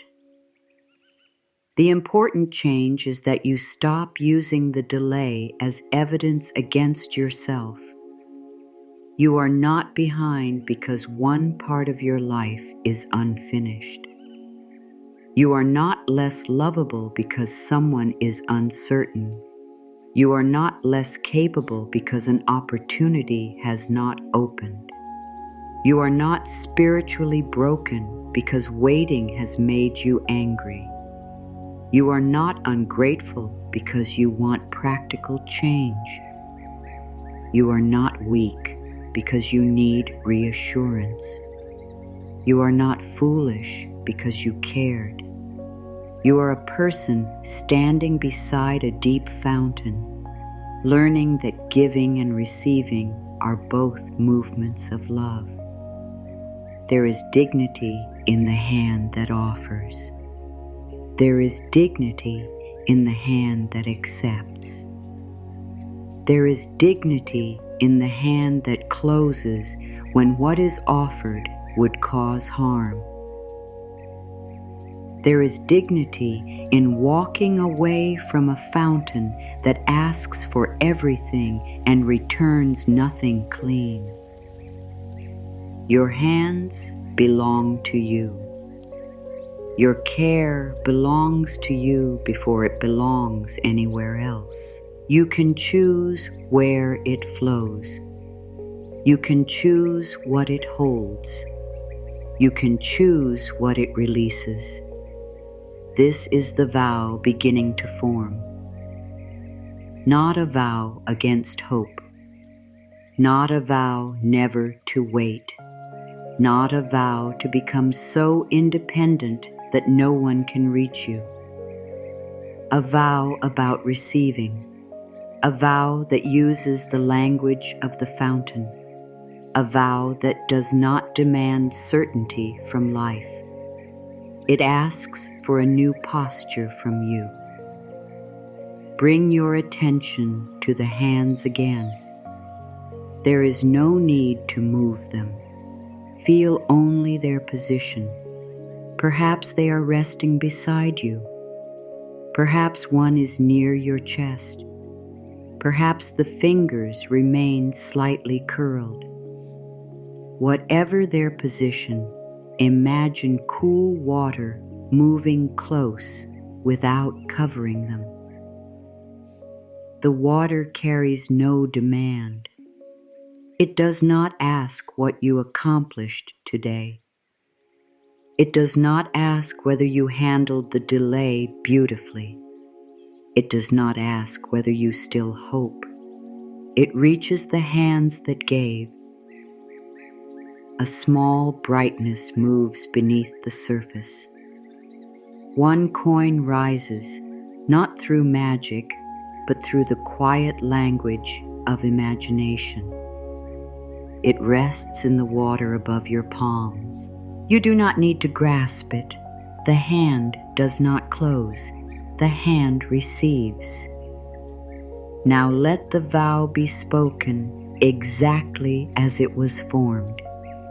I will cup my hands beneath the returning water and receive each coin of care. Let the words remain unhurried. I will cup my hands beneath the returning water and receive each coin of care. The vow does not say where the coin must come from. It does not name the person. It does not command an outcome. It does not ask you to deny what was lost. It says that care is permitted to reach you. It says your hands will no longer be used only for carrying. It says value does not have to be chased across the water. It says you can receive what is honest without throwing it back. You may not live this vow perfectly. There will be moments when you refuse help before thinking. There will be moments when you reach for the old answer. There will be days when you give too quickly. A vow is not destroyed by human habits. You return to it. You cup the hands again. You ask, what coin of care is here now? A glass of water, a needed pause, a truthful boundary, a person who follows through, a body asking to be treated with patience, a chance to stop for the night. Receive this coin. Let the palms remain open. The returning water is reaching them now. It gathers beneath your palms without asking them to close. There is nothing to catch, nothing to hold tightly, nothing to protect from leaving. The water remains for as long as it remains, and your hands are free to receive its coolness without turning the moment into another responsibility. Let this be the beginning of the descent, not a fall, not a disappearance, a slow lowering of effort, a body remembering that it does not have to stand guard beside the fountain all night. Your mind may continue producing thoughts. That is all right. A body can rest even while a few thoughts move across the surface. You do not need to empty the mind before you soften the forehead. You do not need to solve the waiting before you release the jaw. You do not need to understand the blessing before you let the shoulders lower. The body does not require the final answer. It responds to the safety available in this moment. The bed is beneath you. The air is moving in and out. The next few minutes ask nothing from your future. Begin at the forehead. You may not have realized how much effort has gathered there. The small tightening above the eyebrows. The concentration of trying to see beyond what has been revealed. The pressure of studying the same facts and asking them to become a different answer. Your forehead has been leaning toward the fountain, searching through moving water. It has tried to calculate depth. It has tried to decide which coin belongs to which act. It has tried to measure whether enough care has returned. It has tried to predict what will rise next.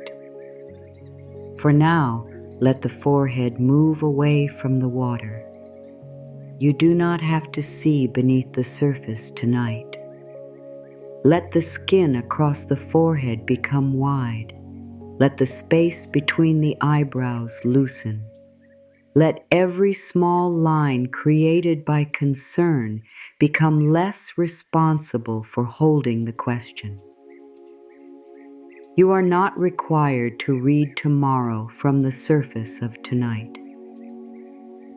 Forehead, release the need to measure what cannot yet be seen. Let that line remain only long enough for the body to hear it. Forehead, release the need to measure what cannot yet be seen. There may still be a pulse of thought behind it. There may still be one unfinished sentence. Let the sentence remain unfinished. An unfinished thought is not an emergency. It does not need to be completed before sleep. The water does not become clearer because the forehead tightens. The future does not become safer because you strain toward it. Softness is not carelessness. Softness is the decision to stop using the body as a tool for prediction. Let the forehead rest. Move toward the temples. These small areas may have held the pressure of opposing possibilities. It will happen. It will not happen. They will return. They will not return. I should continue. I should leave. I should trust. I should protect myself. The mind has been swinging between two sides, believing that certainty must exist at one extreme. The temples have held the tension of every argument. They have carried the imagined conversation where you finally say the perfect thing. They have carried the answer you wish someone else would give. They have carried the debate between hope and disappointment. Let both sides become quiet. You do not have to choose a future while lying here. You do not have to settle the debate. A choice made tomorrow can still be wise. A decision made after rest can still be strong. Temples, release the argument between staying and moving on. Again, temples, release the argument between staying and moving on. No side has to win tonight. Hope does not need to defeat caution. Caution does not need to destroy hope. They may sit on opposite edges of the fountain without fighting. One can say, I still care. The other can say, I need safety. Both voices belong to you. Both can become quieter without disappearing. Now, bring awareness to the eyes. Your eyes have done more than look. They have searched, they have checked, they have returned to the same screen. They have read words that were already memorized. They have watched for changes in another person's expression. They have scanned emails, messages, dates, and faces for evidence. They have looked at the progress of others and tried not to compare. They have remained open long after they became tired because some part of you feared that the answer might arrive the moment you stopped watching. The eyes may feel heavy. Let the heaviness be welcome. Heaviness is not something going wrong. It may be the body's way of asking permission to close the outer world. You will not miss what belongs to you by sleeping. An important truth does not require exhausted eyes. A caring answer can wait until morning.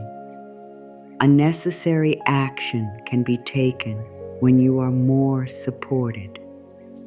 Eyes, release the duty of searching for proof. Eyes, release the duty of searching for proof. Let the eyelids rest as they are. If they are already closed, feel the darkness behind them. The darkness is not the same as uncertainty. It is simply the absence of visual work. Nothing needs to be found here. You are not required to see the coin rise. You may trust that the water can move without being watched. This may be unfamiliar. You have watched many things because no one else seemed to be watching them.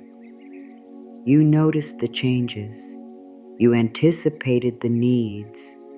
You saw the problem before it was named. Your attention became a form of protection. Tonight, attention may become rest. You can turn it inward, not to analyze yourself, to accompany yourself. Let the small muscles around the eyes soften. Let the gaze behind the eyelids become less focused. There is no point in the darkness that requires concentration. There is only space. Move toward the cheeks. The face has carried expressions for other people. The reassuring smile, the composed look, the face that said, "I can handle this." The face that made other people comfortable when you were uncertain. The face that remained polite while a boundary was crossed. The face that concealed disappointment because you did not want to seem demanding.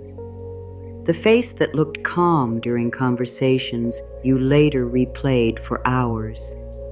You do not need to wear any expression now. No one is asking whether you are fine. No one needs to be reassured by your face. Let the cheeks become heavy. Let them stop holding the shape of composure. Cheeks, release the expression that protected everyone from your truth. Cheeks, release the expression that protected everyone from your truth. Your truth is safe from performance here. You can be tired. You can be uncertain. You can be relieved. You can feel nothing in particular. The face does not need to explain. Bring awareness to the jaw. The jaw may be holding the words you did not say. the questions you stopped yourself from asking,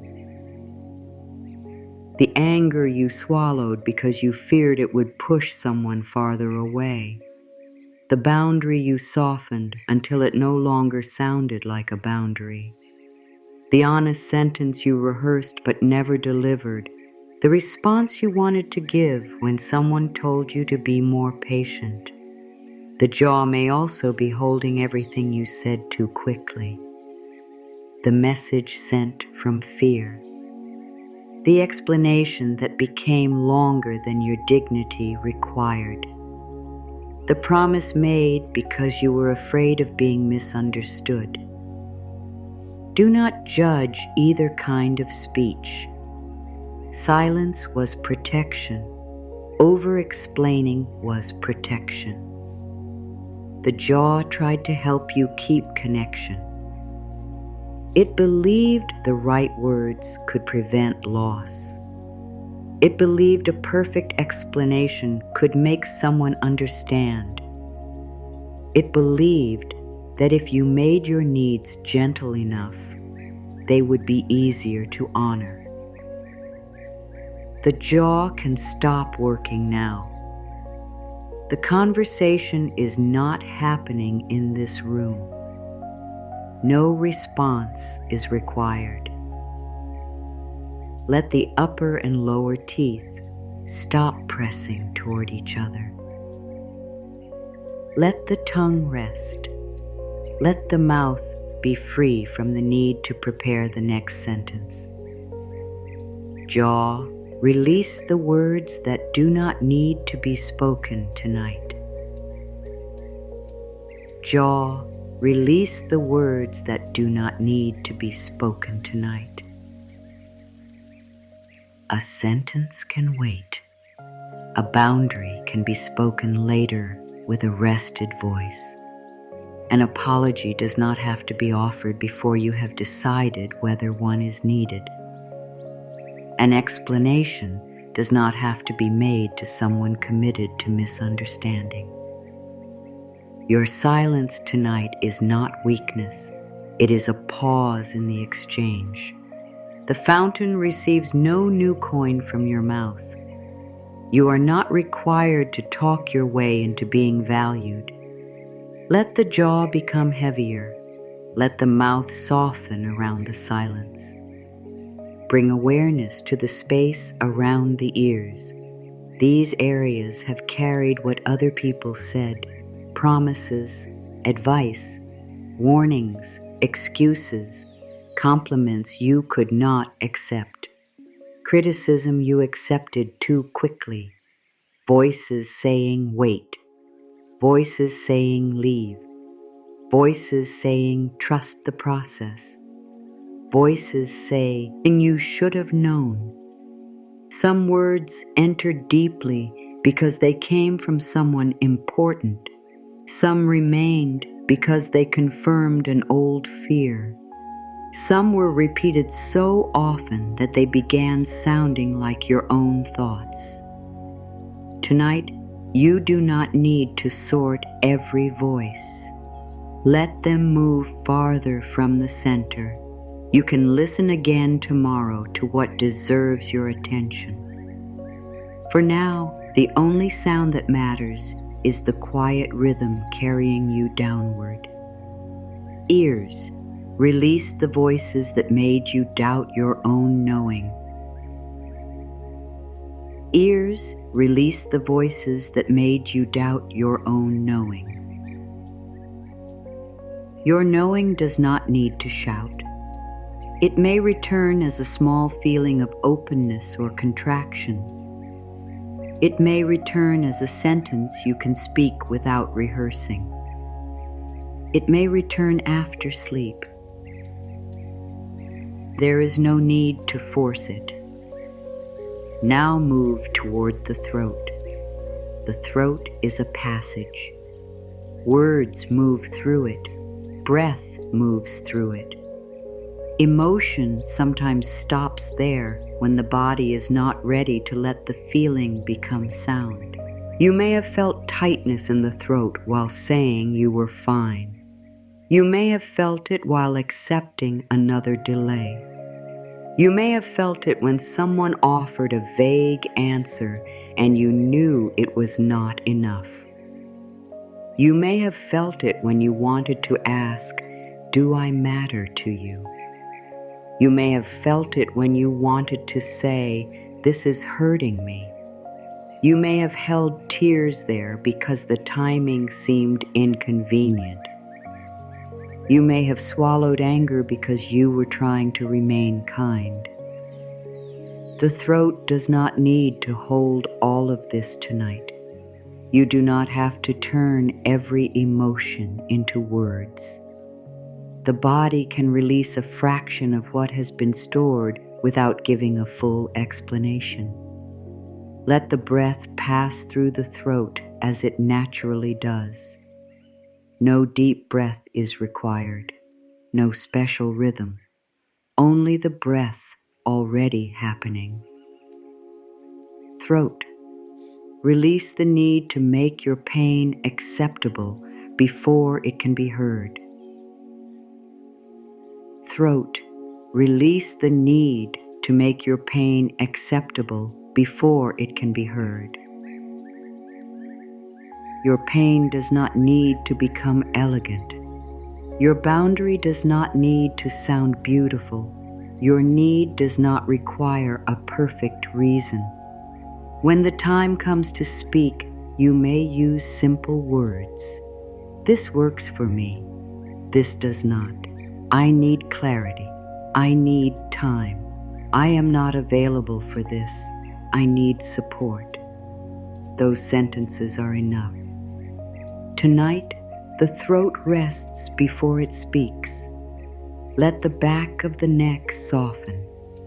The neck has helped the head turn toward every signal, toward the phone, toward the sound of a notification, toward a name spoken nearby, toward every sign that something may have changed.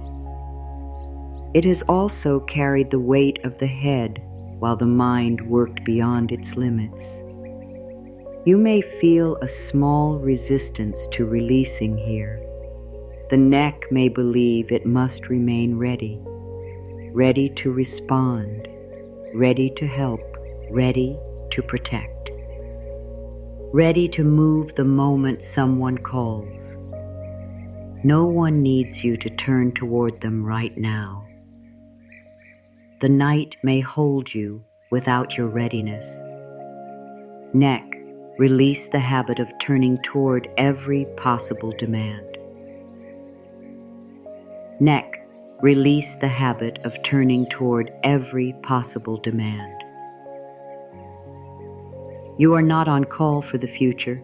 You are not responsible for monitoring every change. If something requires attention tomorrow, you can meet it then. Let the neck settle into the support beneath it. Feel how the surface below you carries the weight without complaint. You do not need to hold your own head above rest. Support is already present. Move into the shoulders. These have carried visible and invisible weight. Tasks, people, expectations, the emotional weather of entire rooms, the responsibility of keeping peace, the responsibility of making plans work, the responsibility of anticipating disappointment so no one else had to face it unprepared. The shoulders may have become so familiar with burden that lowering them feels unsafe. Some part of you may ask, who will carry everything if I stop?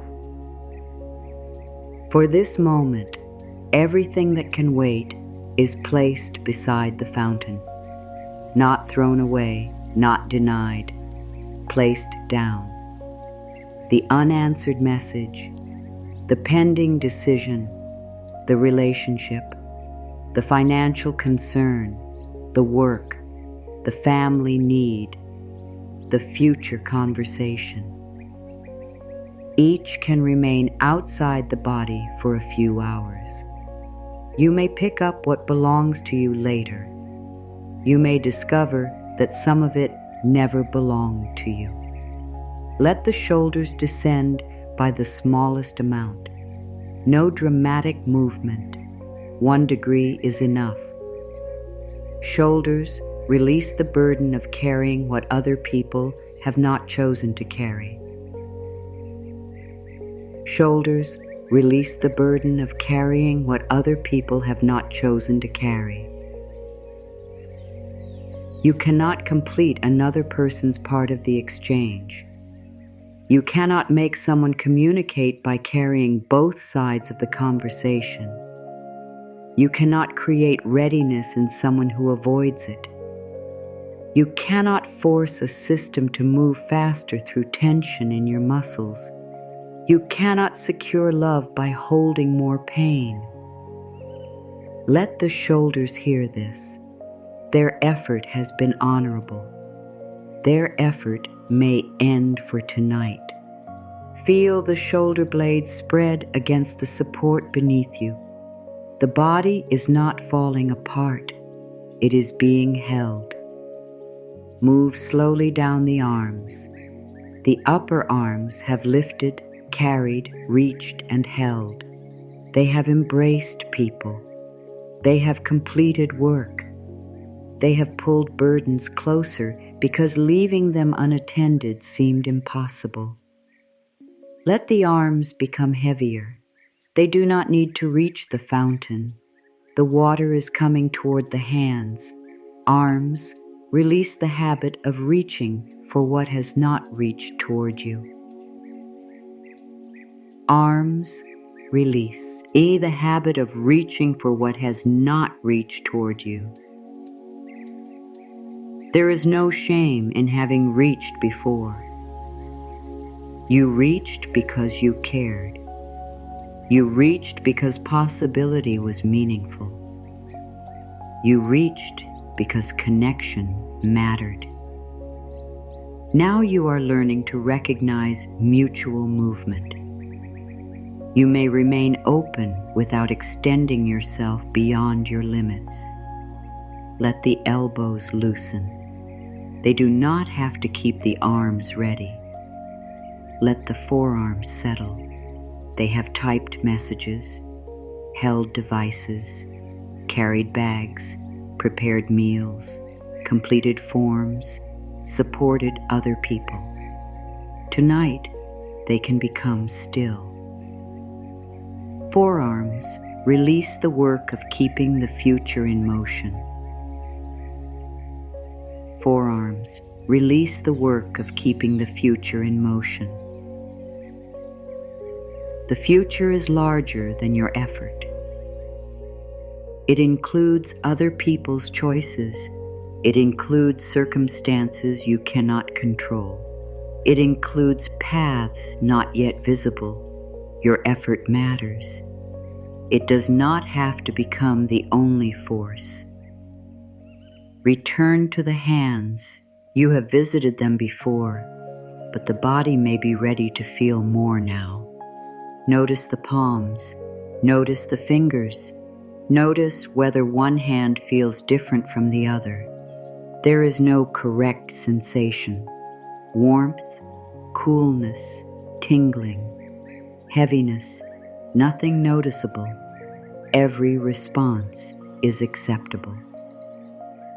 The hands have released so many coins. They have also tried to retrieve what was already beyond their control. They have held on to reminders, photographs, documents, plans, and objects carrying old meaning. They have reached for the phone during moments when the heart wanted certainty. Treat the hands kindly. They have been loyal to your hope. They have tried to keep you connected. Now let each finger become free from its assigned task. The thumb does not need to scroll. The first finger does not need to point toward blame. The middle finger does not need to hold anger inside. The ring finger does not need to decide what every bond means. The smallest finger does not need to carry what everyone else overlooked. Hands release the need to grasp the answer before it is ready. Hands release the need to grasp the answer before it is ready. Imagine them cupped again, not begging, not reaching upward, resting beneath the returning water. A coin of rest touches one palm. A coin of self-respect touches the other. You do not have to count them. You do not have to ask whether they equal what you gave. This is not an account being settled. This is care becoming receivable. Let the hands remain open. Move toward the chest. The chest has carried hope and fear in the same space. A quickening when the phone lit up. A sinking when the message was not the one you wanted. A tightness when another day passed. A small expansion when you imagined the answer arriving. The chest has responded before the mind could form a sentence. It has been the first place to know when something felt unsafe. It has also been the place where hope continued after logic became tired. Do not ask the chest to choose between hope and protection. Let it hold less of both for now. There is a breath moving through the ribs. You do not need to deepen it. Feel only the small widening, the small release. A fountain does not force water through stone. The water follows the path available. Let the breath do the same. Chest, release the need to prepare for joy and disappointment at the same time. Chest, release the need to prepare for joy and disappointment at the same time. You do not have to rehearse both futures. If joy comes, you can meet it. If disappointment comes, you can seek support. You do not need to live both tonight. The chest may have believed constant preparation would reduce pain. Instead, it has been living through imagined endings again and again. Let the rehearsals stop. There is only this breath, then another. The future has not entered the room. The chest can remain here. Bring awareness to the heart area, not as a symbol that must produce a beautiful feeling, as a part of the body that has worked all day. The heart does not need to be opened wider. It does not need to send love toward anyone. It does not need to forgive. It does not need to manifest. It does not need to prove that it remains soft. Let the heart receive blood, breath, rest, and the support of the body around it. You may imagine the stone edge of the fountain becoming a safe boundary around this area, not a wall. A basin, a shape that helps your care remain with you. Heart, release the belief that love must suffer to be real. Heart, release the belief that love must suffer to be real. Love may require courage. It may require honesty. It may pass through grief. But endless confusion is not proof of depth. Exhaustion is not proof of devotion. Waiting without agreement is not proof of loyalty. Your heart can be loving and protected. It can care and still say enough. It can remember and still move forward. It can hope without offering itself to every uncertain promise. Let the heart rest inside the basin of your boundaries. Move toward the ribs. These bones protect what is vital without crushing it. They create structure around breath. They do not prevent movement. They guide it. Your boundaries can be like this, protective without becoming rigid, strong without becoming punishing, close enough to support what matters, open enough for breath.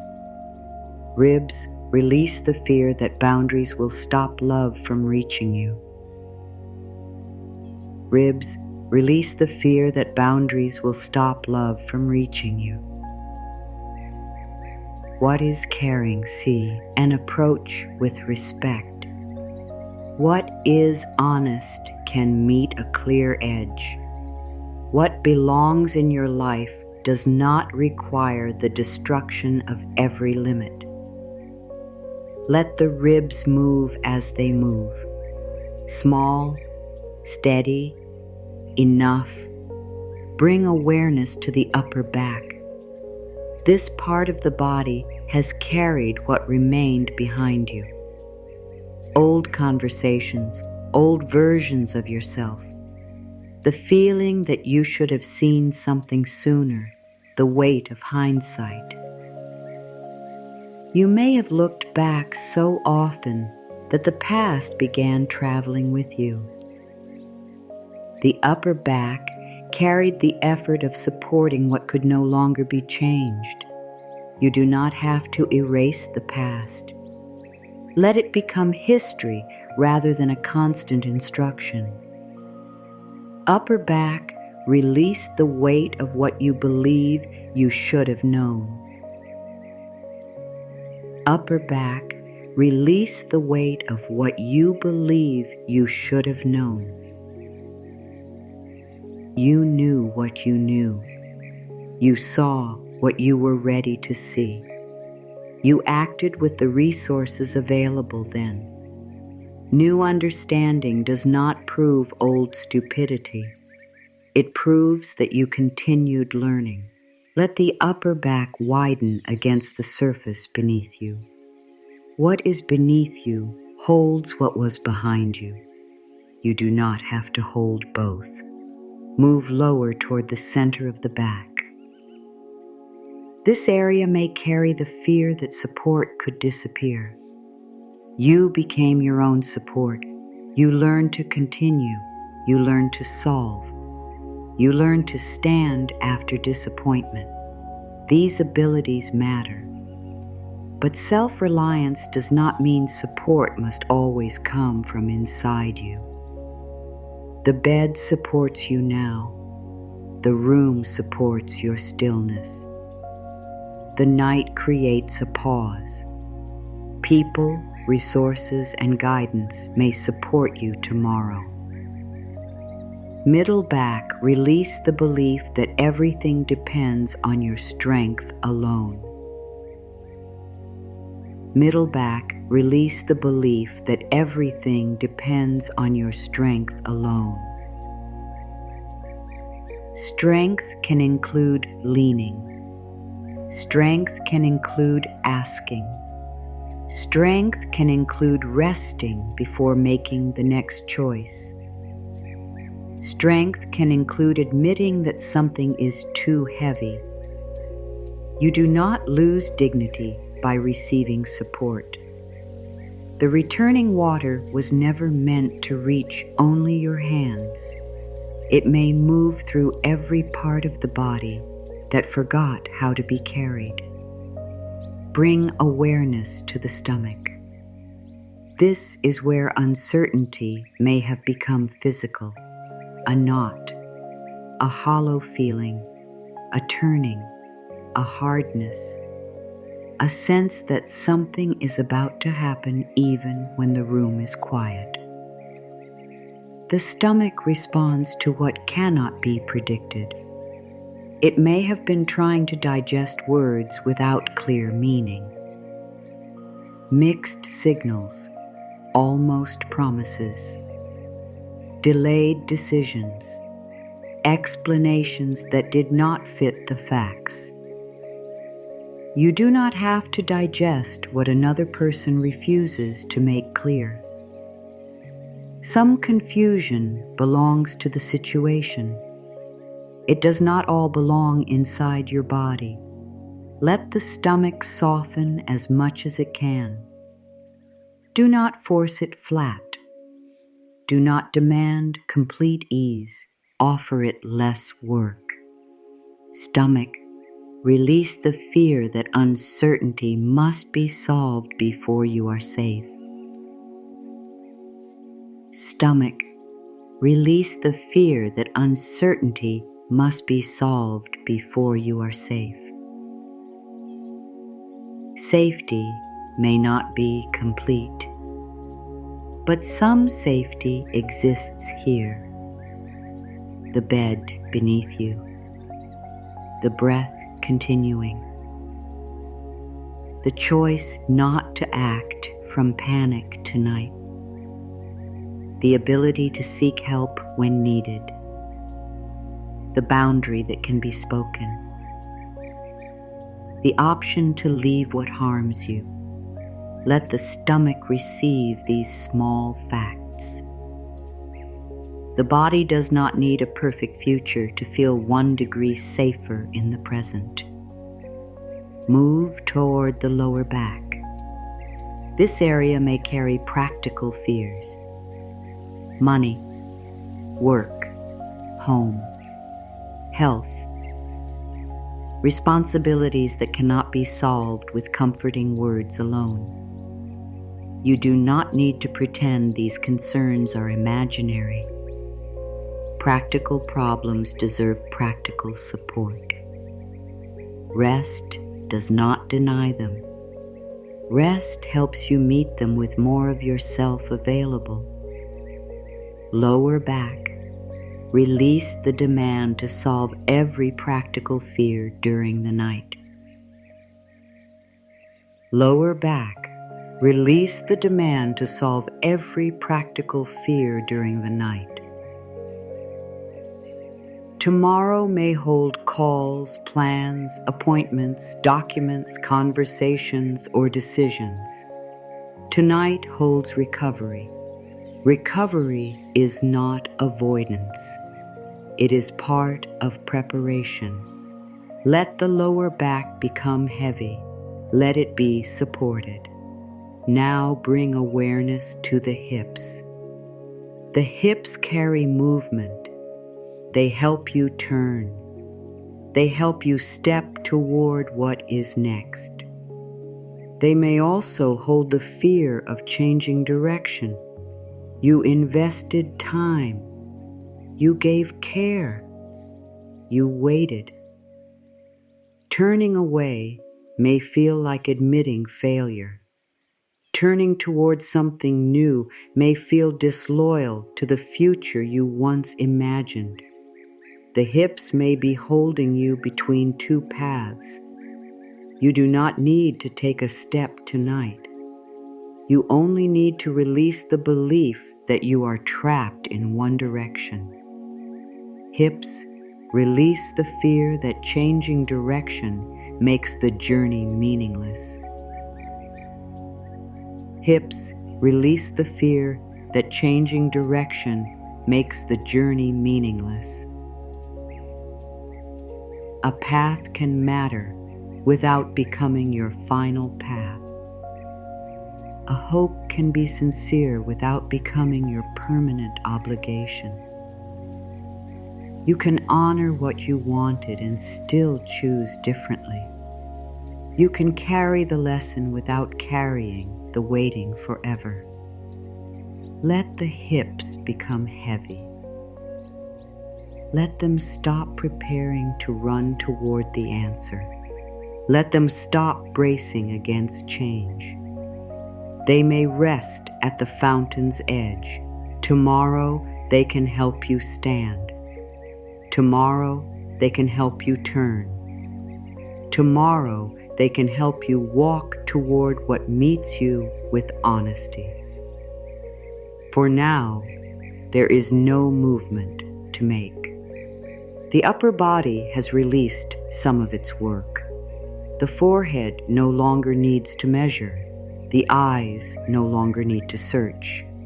The jaw no longer needs to prepare an explanation. The throat no longer needs to make pain acceptable. The shoulders no longer need to carry what others have left untouched. The hands no longer need to grasp. The chest no longer needs to rehearse opposite futures. The heart no longer needs to suffer to prove its love. The stomach no longer needs to solve uncertainty. The hips no longer need to choose the path before morning. Nothing has been forced. Nothing has been erased. The water is clearer because you have stopped stirring it. Beneath the surface, the unread coin remains. It is closer now, not close enough to take, close enough to know that it has not disappeared. The body has made room around the mystery.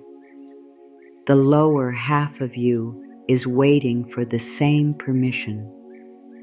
The thighs, the knees, the calves, the ankles, the feet that have stood beside this delay for so long.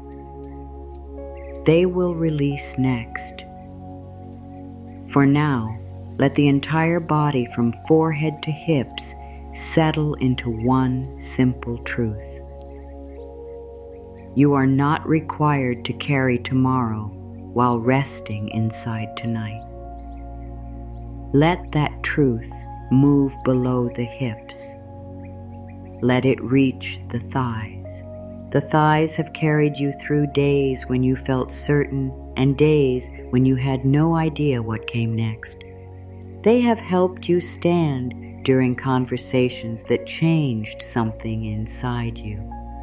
They have helped you walk away from rooms where you remained composed until you were alone.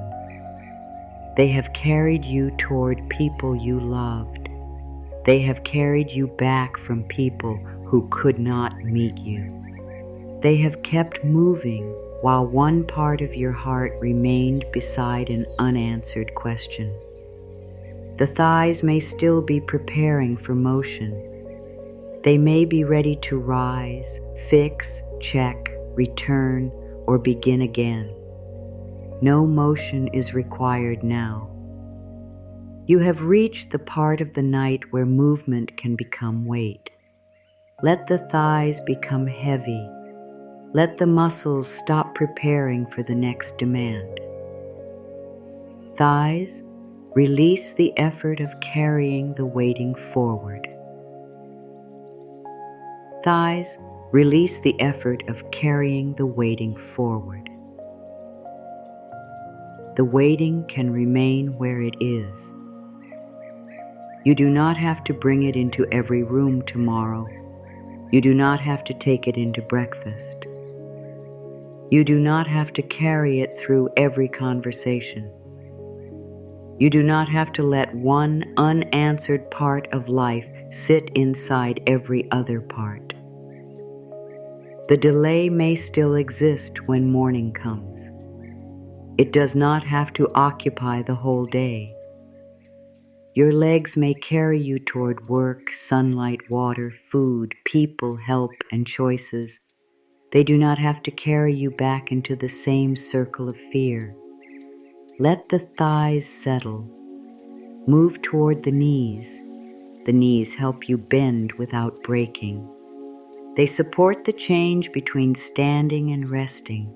They know how to lower the body. They know that strength is not always rigid. You may have believed that changing your mind would make you inconsistent.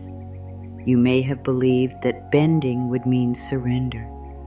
You may have believed that asking for help would mean you could not handle your own life. The knees understand another form of strength. They bend so you can rise again. They lower so you can rest. They change position without losing their purpose. Knees release the fear that flexibility makes you weak. Knees release the fear that flexibility makes you weak. You can revise a decision. You can change a deadline. You can ask a new question. You can stop waiting. You can continue waiting with a clearer agreement. You can choose differently after receiving new information. Changing direction does not erase the care you gave. It does not make your earlier hope foolish. It means you are responding to what is true now. The person who began the wait did not know everything the person resting here knows. You are permitted to use what you have learned. Let the knees soften. They do not need to lock themselves against the future. They may rest in the position that feels natural. Move down into the calves. The calves have kept you alert. They have prepared you to move quickly. They may hold the readiness to run toward good news or away from disappointment. They may carry an old belief that you must respond immediately or lose your chance. Answer now. Decide now. Fix it now. Prove yourself now. The body has heard urgency so many times that even silence can feel like a command. Tonight, silence is not a command. It is an absence of demand. Nothing needs to be chased through the courtyard. No coin is rolling away. No message must be caught before it disappears. No opportunity meant for your well-being requires you to abandon your body in the middle of the night. Calves release the readiness to run toward every sign. Calves release the readiness to run toward every sign. You may move tomorrow. You may move with purpose. You may move after gathering facts. You may move with help. You may move away from what repeatedly harms you. You may move toward what offers mutual care. Tonight, movement becomes unnecessary. Let the calves grow heavy. Let their work end. Bring awareness to the ankles. The ankles make small adjustments that keep the body balanced. Most of their work happens without your attention. They have corrected your position many times. Your inner life has been making small corrections too. A growing discomfort, a question that returns, a new standard, a quiet refusal, a clearer understanding of what you need. These adjustments may have seemed insignificant.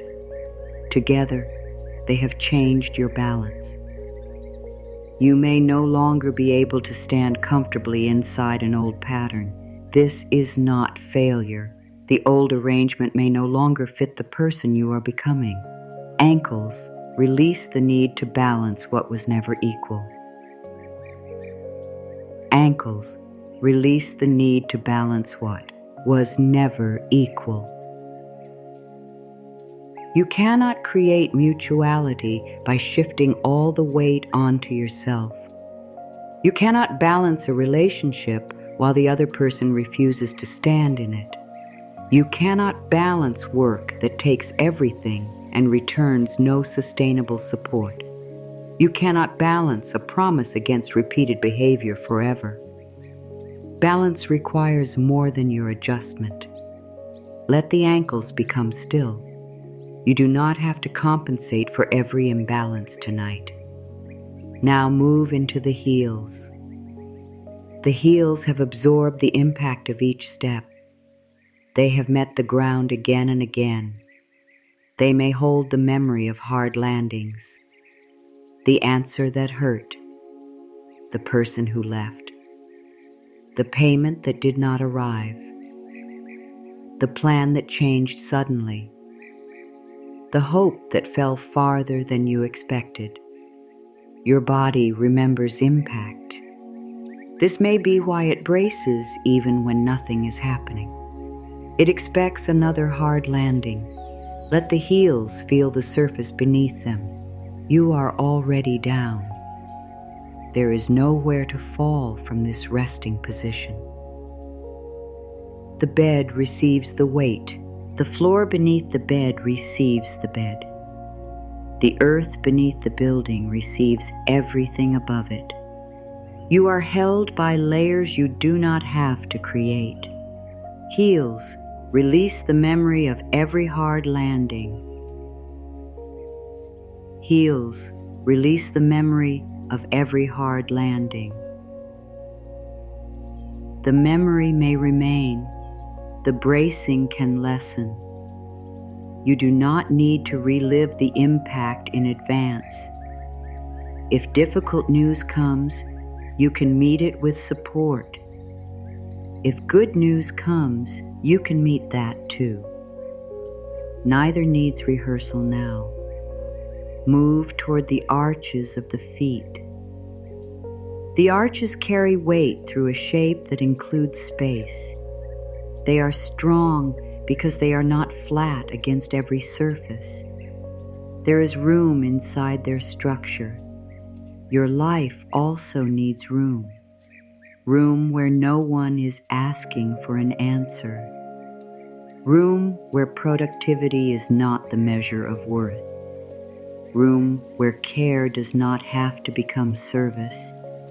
Room where you are not waiting for a notification. Room where you belong without performing usefulness. Arches, release the belief that every space must be filled with effort. Arches, release the belief that every space must be filled with effort. Empty space can support you. A pause can support you. An evening without progress can support you.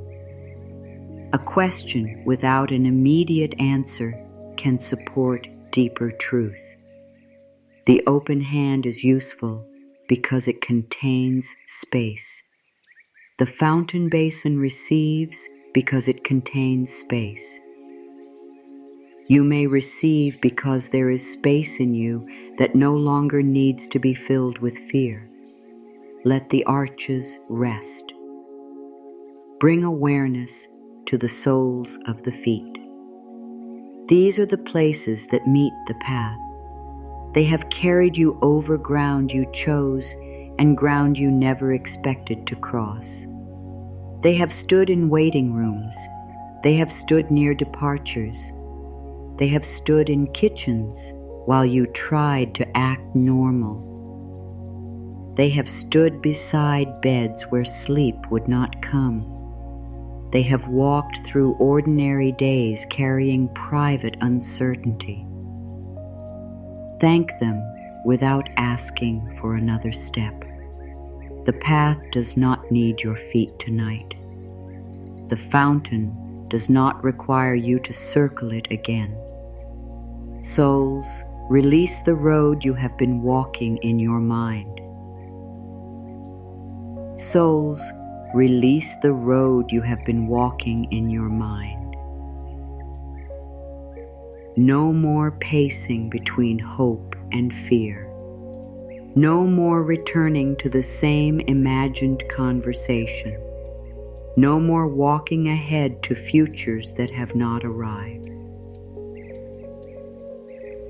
The feet may remain here. Now move into the toes. The toes make tiny movements when the body prepares to grip the ground. They help you steady yourself.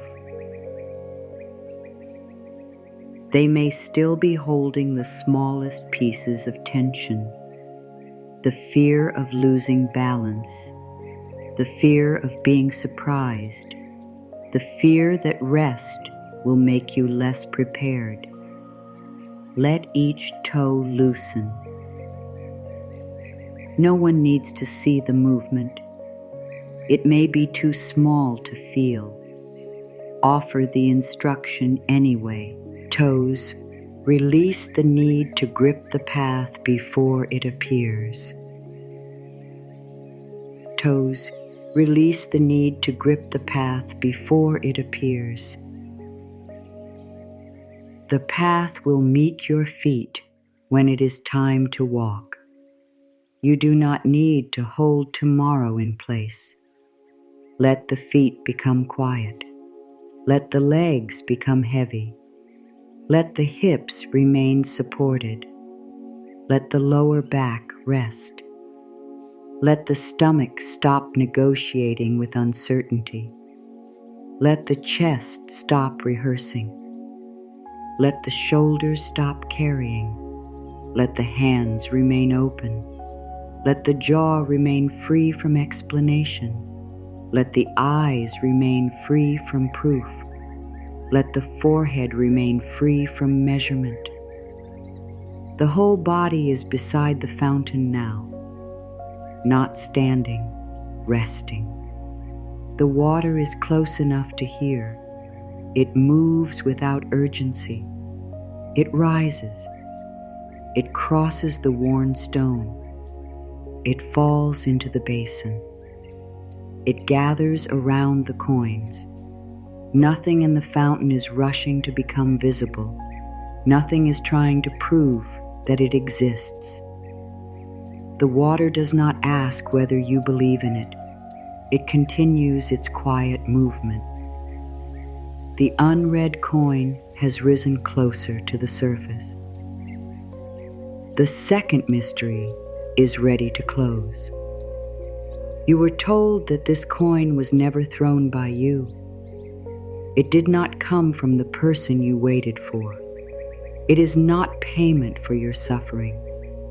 It is not a reward given because you endured enough pain. Look at it now. The surface is clear. There is no name of another person marked upon it. There is no date. There is no promise that one exact future must happen. There are only two small words: for you. This coin was always part of the fountain. It represents the care that did not have to be earned through giving, the care that was yours before you helped anyone, before you became reliable, before you learned to anticipate everyone's needs, before you made yourself useful, before you waited patiently, before you proved that you could survive disappointment. This is not care returning because you performed goodness correctly. It is care returning to your awareness because you finally stopped believing that all value had to leave your hands before it could belong to you. For you. Rest is for you. Truth is for you. Support is for you. Clear communication is for you. A safe boundary is for you. A life that does not require constant emotional guessing is for you. Help is for you. Pleasure is for you. A quiet mind, even for 1 minute, is for you. The coin was unread because you kept assuming every coin in the fountain represented something you had given away. You did not expect one to belong to you without an exchange. You thought receiving would come after enough sacrifice, after enough patience, after enough work, after enough understanding, after the answer, after the return, after you became easier to love. The inscription says otherwise, for you. Not because the delay was fair, not because every event was secretly arranged to teach you, not because pain makes a person more deserving. For you, because you are alive. For you, because you have needs. For you, because care is not only something you perform. For you, because your hands are part of your own life. Let the coin rest in one palm. You do not need to close your fingers around it. Its value does not depend on possession. It reminds you of what was true before the waiting began. You were worthy of care then. You are worthy of care inside the uncertainty. You will remain worthy when the answer comes. You will remain worthy if the answer is different from what you hoped. The coin does not decide the future. It changes the posture from which you meet it. You no longer stand with both hands extended toward one distant source. One hand may hold hope, the other may hold care for you. One hand may ask for an answer, the other may protect your peace. One hand may remain open to possibility, the other may close around a boundary when needed. You do not have to choose between hope and yourself. That is what the delay may begin to reveal tonight. Not a perfect reason, not an explanation that makes every painful moment necessary, a different arrangement inside you. You are no longer waiting outside your own care. The delay may continue for a time. Your self-respect does not have to remain delayed with it. The answer may take longer. Your rest does not have to wait beside it. Another person may remain uncertain. Your relationship with yourself can become clearer. The outer movement may still be slow. The returning water can reach you now. This is where the long sentences begin to become smaller. The body has heard enough. The mind has carried enough. Now the words may fall one by one. Receive only what feels true. Let the rest pass through the water. I am permitted to rest before I understand. I am not empty because an answer is absent. My worth does not wait for another person's decision. I can care without disappearing. I can hope without abandoning discernment.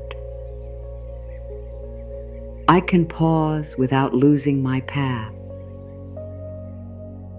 I can change direction without betraying my past. I can ask for clarity. I can believe what consistent actions show me. I can seek support. I can receive practical help. I can honor my limits. I can let my body recover. I can stop counting every coin. I can stop measuring every day. I can stop making silence mean I am unworthy. I can leave what repeatedly harms me. I can remain open to what is honest. I can receive care without earning it through exhaustion. My hands are learning to receive. My boundaries hold my care. My rest has value. My truth has value. My time has value. My energy has value. The care I gave was real. The lessons I gained are real. The cost I carried was real. My healing can be real too. I do not need to praise the wound. I do not need to deny the loss. I may gather what is useful. I may release what is finished. I may grieve the future I pictured. I may welcome a future I cannot picture yet. I am not behind. I am not forgotten by myself. I am not required to chase. I am not required to prove. I am not required to solve tonight. The water may clear. The answer may come. A new answer may form. A boundary may become clear. A path may change. Care may find me. Support may reach me. Truth may steady me. Rest may restore me. My hands may open. My body may soften. My thoughts may slow. I am willing to receive. I am willing to rest. I am willing to trust myself. Nothing loving in me was wasted. My care has an edge. My hope has wisdom. My hands belong to me. This breath is mine. This rest is mine. This night is mine. Care is for me. Peace is for me. Truth is for me. Support is for me. I may receive. I may rest. I am held. I am here. Open hands. Clear water. Quiet stone. Returning care. For me, no more words are required. You may fall asleep before hearing the closing lines. You may already be moving between listening and dreaming. Nothing is missed. The meaning does not depend on memory. You do not have to repeat the affirmations correctly. You do not have to remain awake to keep the fountain moving. Sleep is not leaving the practice. Sleep is the body receiving the part that words cannot carry farther. Let the phrases become distant. Let the courtyard become quiet. Let the water become part of the background. The body knows how to continue downward. The legs are heavy. The hands are open. The face is free from performance. The night does not need an answer from you. The delay can remain outside sleep. You have given it enough attention. Now attention returns to you. The fountain no longer asks you to throw a coin. It no longer asks for a wish. It no longer asks for proof that you believe good things are possible. It gives you one unread coin.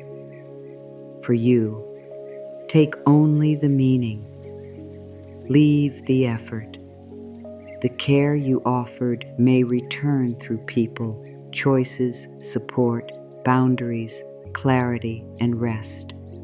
It may not come from the place you watched.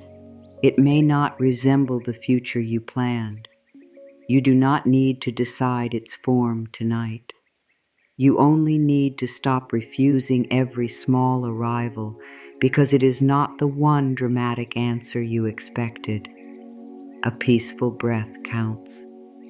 A clear no counts. A sincere friend counts. A professional who helps counts. An hour of rest counts. A body that speaks counts. A choice that protects you counts. A morning with less checking counts. A moment of self-respect counts.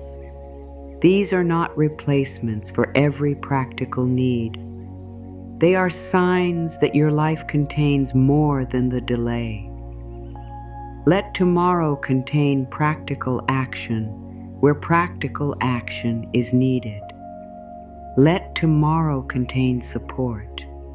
Let tomorrow contain truth. Let tonight contain sleep. If you return tomorrow night, we will take one breath together, only one. Not to force an outcome, not to prove patience. A breath to remember that you are still here while life is still moving. You do not have to promise to return. The invitation will remain open. Tonight, the delay does not have to become completely understandable. It can begin to make a kinder kind of sense.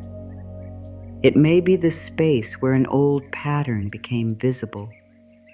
It may be the pause in which your boundaries took shape.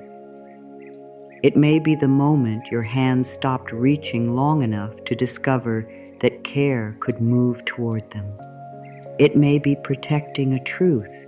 It may be revealing an ending. It may be preparing you to receive a different beginning. You do not need one final explanation. You need rest. Let the fountain continue without supervision. Let the coins remain uncounted. Let the water carry only what belongs to the night. Let tomorrow remain unopened. The hands do not close. The body does not follow the question. The breath becomes quieter.